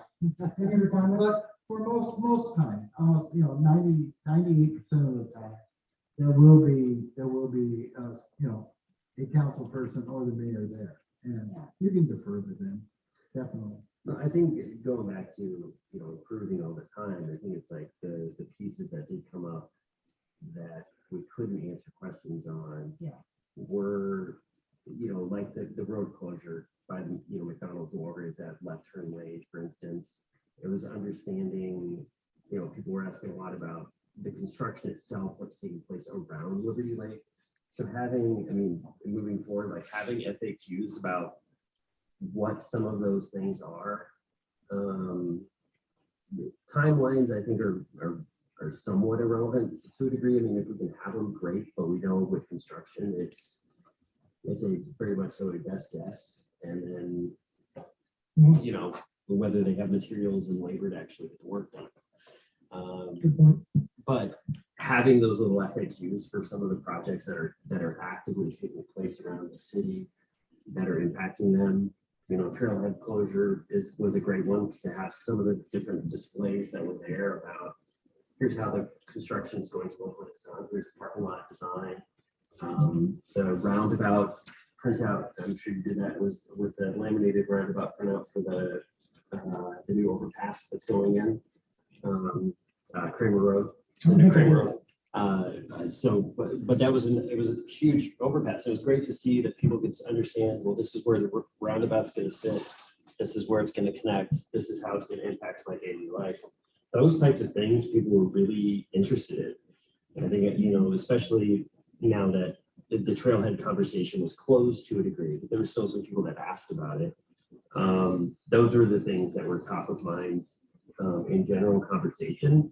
The ARPA funding obviously was a key point we were trying to hit on, but the conversations always steered back to what's happening physically right now in the city and asking questions about those key projects or things that are taking place. And the construction obviously is a huge one because there's construction literally everywhere you look right now. Go downtown Spokane last week. Oh, God. Oh, my God. what a crowd. I was down there today. Wow. You know, so I mean, that's kind of in general the comments we got. Overall, extremely positive. People are excited to see people there. I think the consistent presence of somebody there from our commission, continuing to talk to folks, whether it's about events, especially in the short term, whether it's about events or other things or the construction, I think we'll continue to get the point across that we're not a fly by night, that we're here to stay and we're trying to listen. You know, and getting some of those comments back along the way to, you know, to the commission to start, and then obviously rolling them up to the city as needed.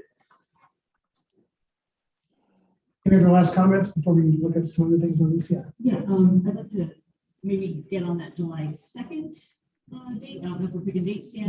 That's the Okay, last part of I this. just feel bad because I haven't been able to participate.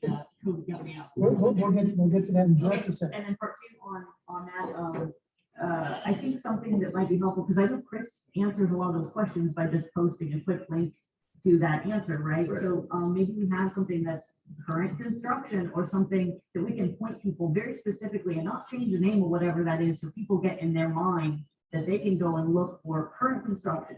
And it's not just an answer to that one individual question that's asked 50 times. It's a place that we really focus. Drive people to. Yeah. We're working on the next 2 days. Right, digging like There the is something website on the or landing website. page or Well, I anything. mean, even on our the city page, anything like that, if we just have and I know we kind of probably have versions of that, but if you have something that is very clear what it is, and we can say those words and direct people to that, I think that would go a long way too. And say, hey, check the current construction tab, whatever it is. Yeah. We'll work on that for Friday. Cool. David, why don't you get together with Lisa Keys? She would be the key person that would have all of that. Yeah, because if people have to go, like I see you walking through the website, if they have to click more than twice, we're done. They're done. Mhm. You're right. And if you, and if it- I'm gonna bet the clip. I know, I'm done. And yeah, so like having even if we had that link with a QR code. I've uh, QR code, okay. So where people can go that we see, because that same image is one that's printed out. So if we had that image and then below it slapped on a QR code to the bottom corner of it, people can shoot it right there at the booth and they can see all their things that are going there and they can tell us right there. I mean, There it is, right having a there. short URL would be great, but a QR code is a Band-Aid approach to that. We don't have a short URL for that. No, I don't. There's probably not a short URL for any of those pages. And I don't know if this is totally ridiculous, but as a young person who does know how to read maps, thank you, I do actually know how to read maps. I'm used to a different format now at this point, and I think even if we had a picture of the Walgreens with some cones outside, if we had a picture of the overpass with some whatever, that's less, this, because to me, is this a snowball map, map? My brain just kind of shuts off sometimes. And I think that that's why people are asking the questions over again, because it's not linking with exactly what they're seeing on the ground. And I know that's very basic and kind of unintelligent, but at the same time, it's user friendly. Well, as a matter of fact, all those pictures you just asked for, they're available. I think The they were- engineer is gonna. Yeah. Well, I mean, back on that point though, right, there was someone I was speaking with and they're like, well, where is this taking place? And I'm like, I'm looking at that map and trying to overlay this other thing. And it's not necessarily, it's not user friendly. No. Even for people who can read that. And even I'm like, I live here. It's like the Don't know colors, where this- where is this road going across? Yeah. I'm like, don't look at this map, look at this one. Right. But the tear off sheet, and it's out of date of the Liberty Lake map, Uh-huh. what it is, Yeah. honestly, was what people were gravitating to. That, it's like pink or rosy colored, and it just has, it's got some old restaurants that are even still on it, of where things are. It's like, that's an easy visual, because they're like, I know where the golf course is, I know where Walgreens is, I know where you. They like landmarks. Yeah. General public likes landmarks. I know where Huntwood is, Mhm. like, I can physically see Right. those. Yeah. things. Yeah. Easy for me, I live from Malvern Road and then I go from there. I find home and I go from there. I'll work on that version of the map next week. Yeah, there you go. And then very quickly, kind of looking at this this list of the calendar list and the ARPA question, I've been wanting to just provide some variety for visitors to the farmers market on a different question. However, the city council will be looking at use of ARPA fundings on July 5th, which means just a couple more Saturdays farmers markets from now. So I'm thinking we don't maybe want to entirely drop that question, but are there some other issues you want to engage the community on based maybe on items on this list? Or would you also want to look at maybe continuing the ARPA question, but I think maybe have we had enough feedback, you know, giving you all the rundown sheets? Or maybe to the point where we could list general topics that people have been saying over the past month and start taking tally marks, while also giving them an opportunity to add an other. I would recommend that. I would agree. I think. Yeah, instead of repetition. Yeah, Yeah. we're gonna get repetition, so We just have need- what we have, you got posted, and hey, anything other. The only thing I would probably take out is the third lane on that. Yeah. Well, yeah, there's certain things on there. I would take But I can tell you, The problem but, that's no, hey, let's, you look at it, how many people ask for that though? Oh, yeah. Yeah, I would not take it out because someone's gonna come back and say third lane and I-90. But it's not that's not how ARPA can be used. It's But it's, we're asking the people though, David, we're asking the people, what would you want? And, Okay. you know, no answer is wrong. And so I would leave it on there, only because of the fact that someone's gonna come up and say, why do we have a third lane on I-90? Yeah, well, once we did pull that sheet off and switch to the old one, some of it's, that's why we'll agree with that. I would be curious, with that new list or updated list, when we get to the tally mark place or whatever that is, if there was a space for, if you don't like it, why? And I know that's kind of opening up some not fun stuff sometimes, but it'd be interesting to know if it's just like, I hate dogs, that's why your answer is no dog parks. But if it's, you know, we have one here or whatever, it'd be helpful maybe to have some version of that. If not, why, you know? Sure. Just, can I just toss out, I mean, because public input or any other platform is, I mean, months off at this point. So just being realistic, right? So is there a way we can do something in the short term as a stopgap to better capture this stuff leading into ARPA, utilizing what you did already with the Trailhead survey? And that was successful. 307 responses, that was really good.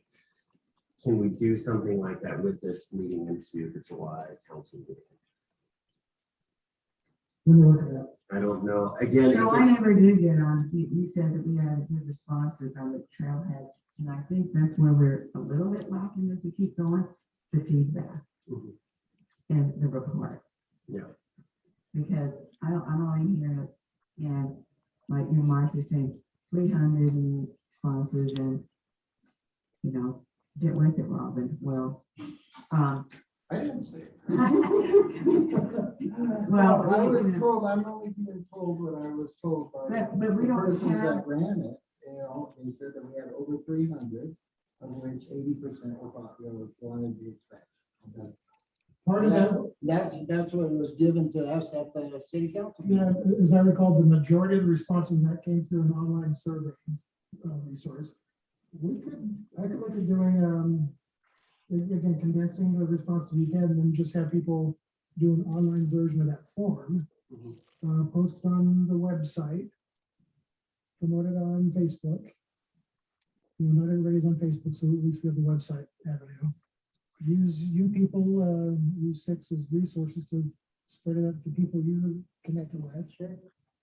You still got like 2 or 3 weeks yet to collect information on. I think Robin's point goes out though, which is, okay, so let's get the responses and then I guess it'd be probably from you getting that data or that information or whoever at the city is tabulating it so that we as a commission can then see Yeah. what that detail is and then how, because that would change how we frame the conversations when you're even at farmers market. oh, most definitely, and then there were comments that were specific. I remember when I was out there, that view shed is the most, it was really important. Food was really important, you know, and different themes that I don't know what the overriding themes were, and I got up in the comments that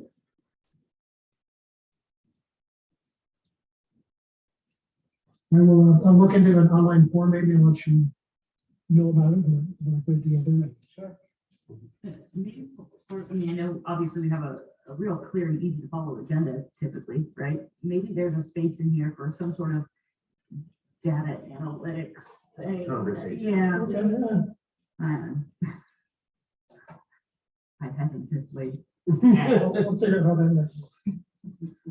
yeah, analysis. Okay, two more quick things on that. Are there any other questions you wanted to bring up for farmers market outside of ARPA during the next few weeks? And or I'm also open to accepting email suggestions from you as well. Are we okay with ARPA for the next maybe week or two? Yeah, I think so. Okay, the other thing, going back to summer, scheduling for the next few dates. June 18th, I don't recall, did we schedule people for this coming Saturday? Anybody remember if you signed up? I did not, I'll be out. I can't work it because I have surgery on Friday, so it won't happen. Or looking at any of the other dates, June 25, July 2, July 1. I can work July 2. July 2nd, I can do. Okay, so we got July 2 figured out. Also July 9 and July 16. Then we meet again. So we already have people for the 18th. I don't recall if we do or not. I got people here. I thought we stopped Did we stop at this? Right. at 11. I don't know, Heidi or Terry, if either of you are the sign up for any of those dates yet or not. I mean, I can do like, if I can tag team with somebody on the 18th or 25th, I can't do the 18th. how about the 25th? We do we tag team over there. 25th I can do. Okay, Aaron and Robin for the 25th. Anybody on for this coming Saturday? And I can also put out an email to Terry to see what her availability is. What did you say the other day? So July 2nd. Okay, we got the 25th and the 2nd taken care of. Then there's July 9 and July 16. I just gotta figure out the summertime, but I can for sure do another July, I just don't know which one yet. Summer tentatively sometime.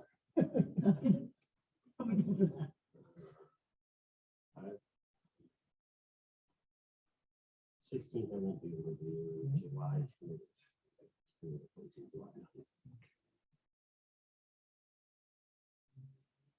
Anybody else want to claim a date at this point? And I can again follow up through email.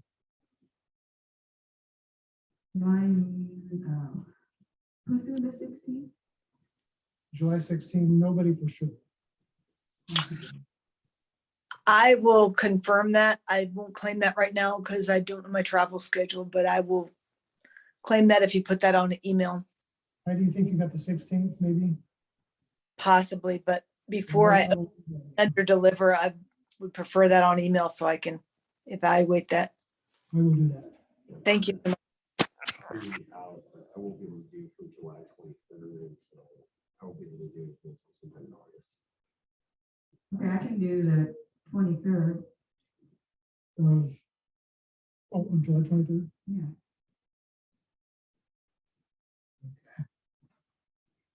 Want to do the 30th again? July? Maybe. Okay, I'll do 30th. Aaron, do you want anybody else on for July 9th? I'm good on 9th too. Yeah. Okay, I'll put July. Yeah, Nine. I can do August 13th. Okay. I know it's way out. Yeah, I'm going to rely on you to remember that. August, what day was that?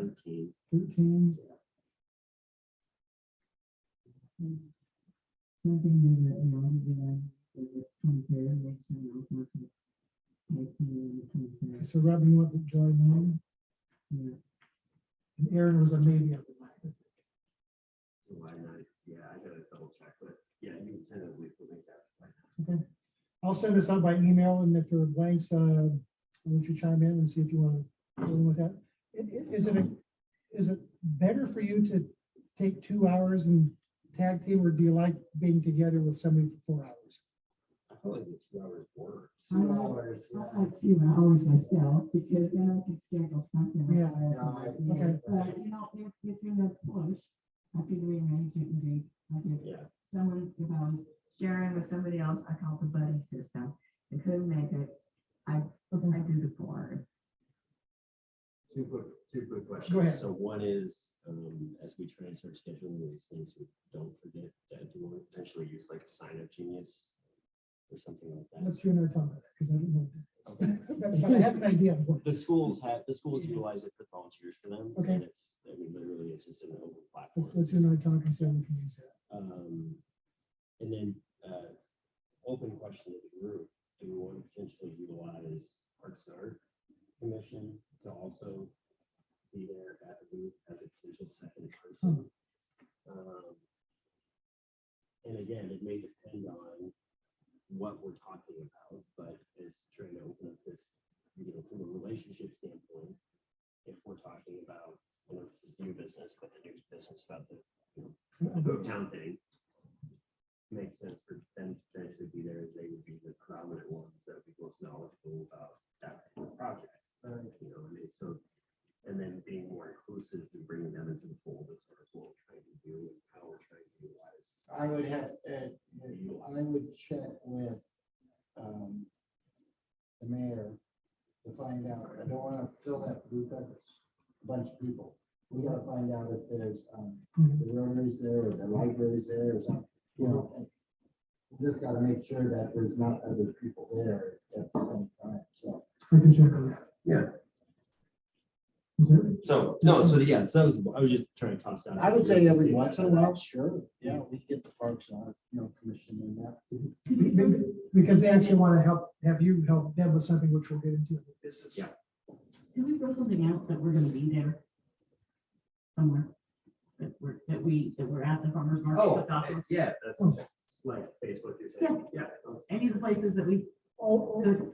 you're not saying on an individual basis. the way No. we check out. Hey, no, Someone's gonna be at the. Just, you know, Yeah. reminding people. Yeah. And, Yeah. Yeah. you know, what we're talking about. I will post that tomorrow.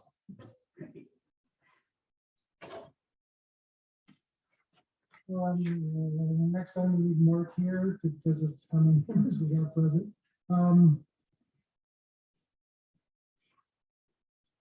We gotta take a brief pause unless anybody else wants to make some more comments on farmers market.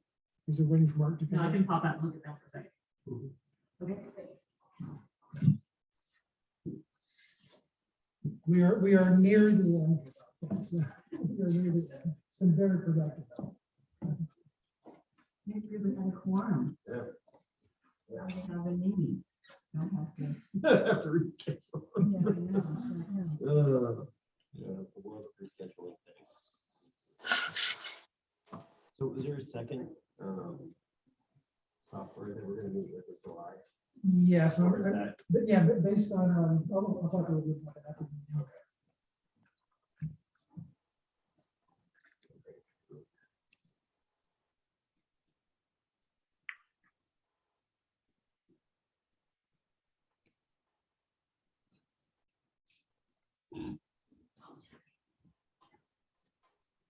Any, while we're waiting for Mark, any other further comments on the role you want to see yourself play in this group, or where you want the group to go, or also talk about your experiences with farmers market and some of the needs there? We're down to 2. Heidi here, I farmer's market, I could work 4-hour shifts if I had to do it. So that's just my feedback. Okay with 4? Yeah, I'm good with it. Thanks. Okay, last part of general business, and we're almost finished here. The bylaws for the Community Engagement Commission says we are supposed to have a chairperson and a vice chair. And it doesn't really say much about what the position involves, other than the chairperson is to, quote, preside at meetings. And then the vice chair is to take over in that position when the chairperson is not available. The definition of the term for the chair and vice chair says 2 years. So we need to have a couple of motions settled on before we can vote, because we need to define what do we mean by 2 years. Are we talking 24 months, or are we talking the 2 calendar years? And I'm just putting it out there because I'm not a voting member. It's my recommendation, and I've talked with another staff member on this, since your terms are calendar years, I think it's staggered 2 years and 3 years, is that right? Through December 31st. My thought is it would make sense for the chair and vice chair to have those same lengths of terms, which technically would mean the first chair and vice chair would be serving for 1.5 years, starting in July, rather than vote again, 2 years from this summer. So my first request is a motion, however you want to do it, because it's your group, you're the voting members, to decide on how long of a term you want this first chair and vice chair to be. Do you want it to be calendar year, or do you want it to be through December 31st? Let me back up. Do you want it to be 24 months starting next month, or do you want it to be through December 31st of 2023? And I'll take a motion and a second. So question on it. So as we try to think about this, let's just say the chair, the vice chair, both term ends December 31. We would need to vote. We would just need to plan to vote prior to that. Correct. So in that October, November, December meeting, somewhere in there, the agenda item would be to be able to vote and determine the chair for the upcoming 2-year cycle. Correct. Whenever that closes. Correct. Okay. So we'll take a motion on. Can you tell me the difference in months there? That's 24 months versus. So It'll be 24 months starting next month versus basically 1.5 years starting next month. And there's nothing in there that says a person cannot be reelected as chair. I make a motion that we do the 18 months starting next Through December through 31st. December 2023. Okay. Mark. 7 seconds. second.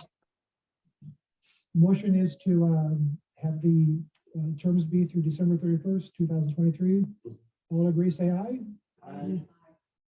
And Heidi? Aye. Aye, so I believe that's unanimous. Any opposed? Okay, so the vote will be through December 31st, 2023. Now, the other, just because we want to make sure that we don't get into another issue here, and I discussed this with the acting city administrator, in the event that we have a tie in either of these elections coming up, it would make sense, I'm not telling you what to do, I'm just offering a suggestion. If there is a tie, would you be open to the idea of deciding by a flip of the coin?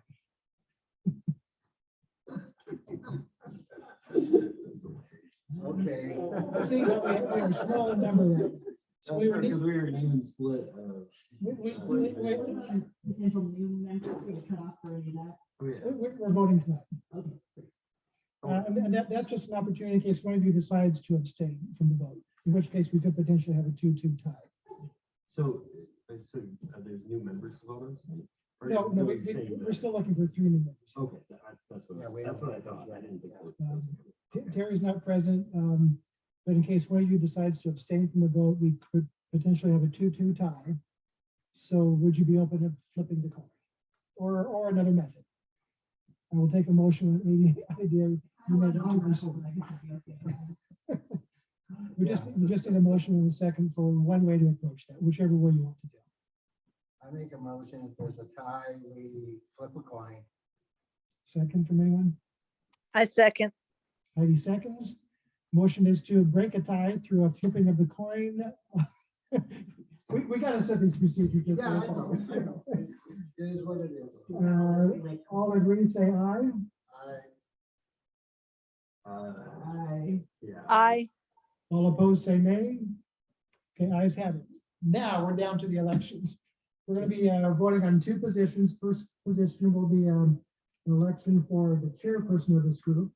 Again, the bylaws merely say that person presides at the meetings, and I would probably be in a little bit more consultation with that person and the rest of you, but I still definitely want to keep all of you in the loop on what are your ideas and how should we proceed, et cetera.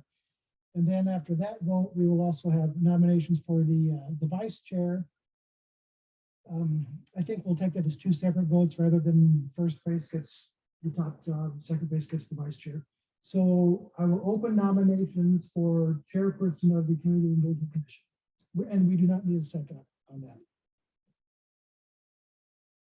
All we need are nominations, and I'm okay with anybody self-nominating. Okay, I did it last time. I'll nominate myself. Okay, Mark Saba has been nominated. Any other nominations for chair? Robin is nominated. Robin? Any other nominations? Okay, going once, twice. Okay, we have two nominated, and I feel both well qualified. I hope neither one of you will take offense to not being the majority pick, because I think you're both excellent candidates. Are you ready to vote? Are you comfortable? I know it's a Yes. tough decision. Heidi's ready? Yep. Okay, those in favor for chairman, let's start with order of nomination. Those in favor of Mark, raise your hand, and I'm watching the screen for Heidi as well. Raise your hand if you're in favor of Mark as chair.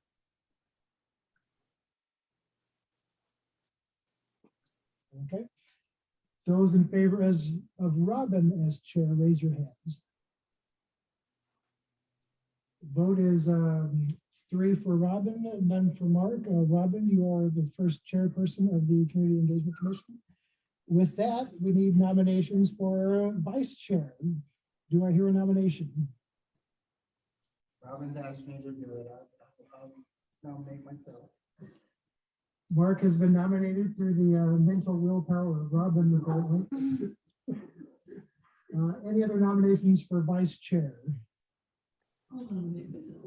Summer nominates herself. Any other nominations?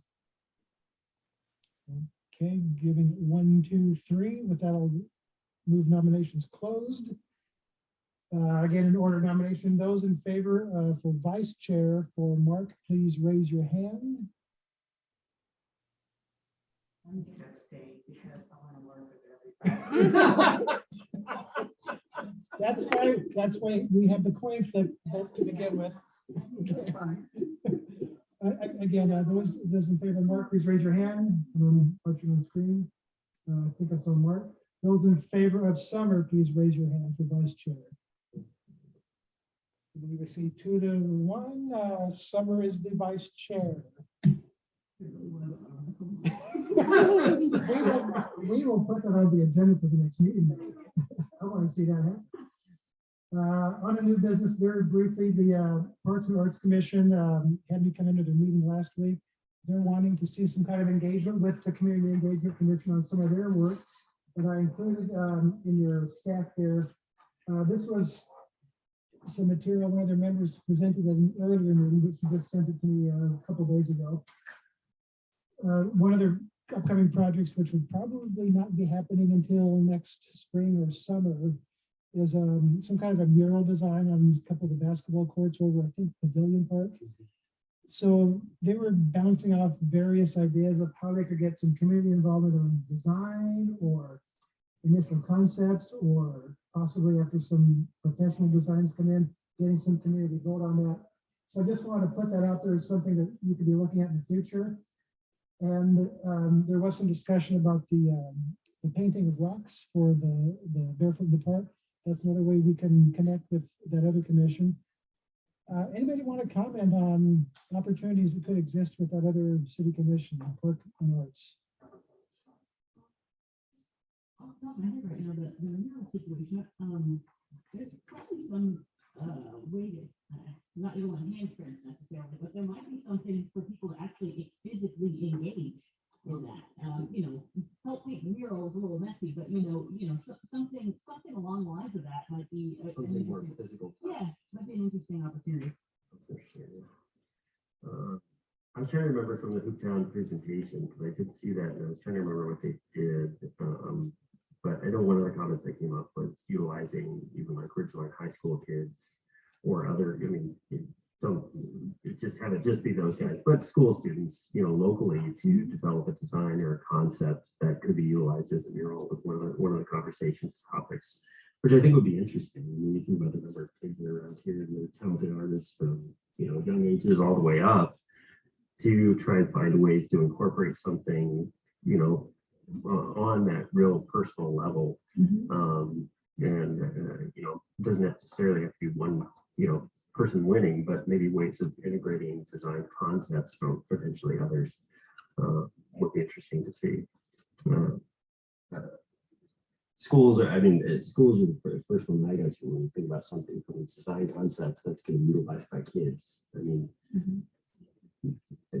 most of the people that are out there using it are the kids or the dads who are going to throw out their back or pull a hammy. So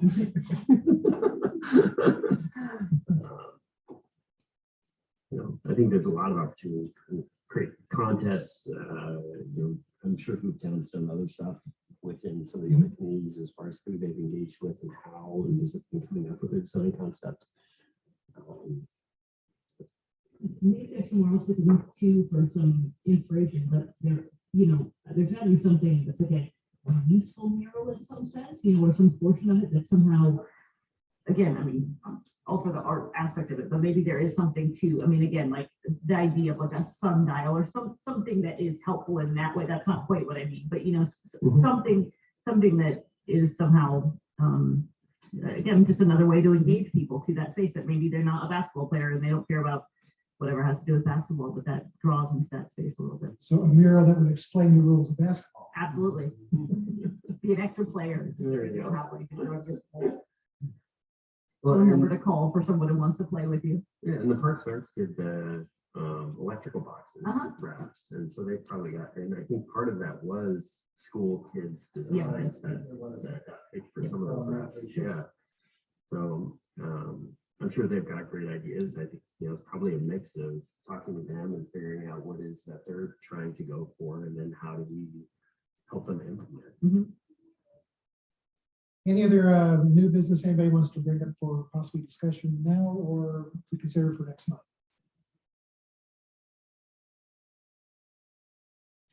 I think the only piece I would just say we continue to focus on would be that defining who we are. That's on there.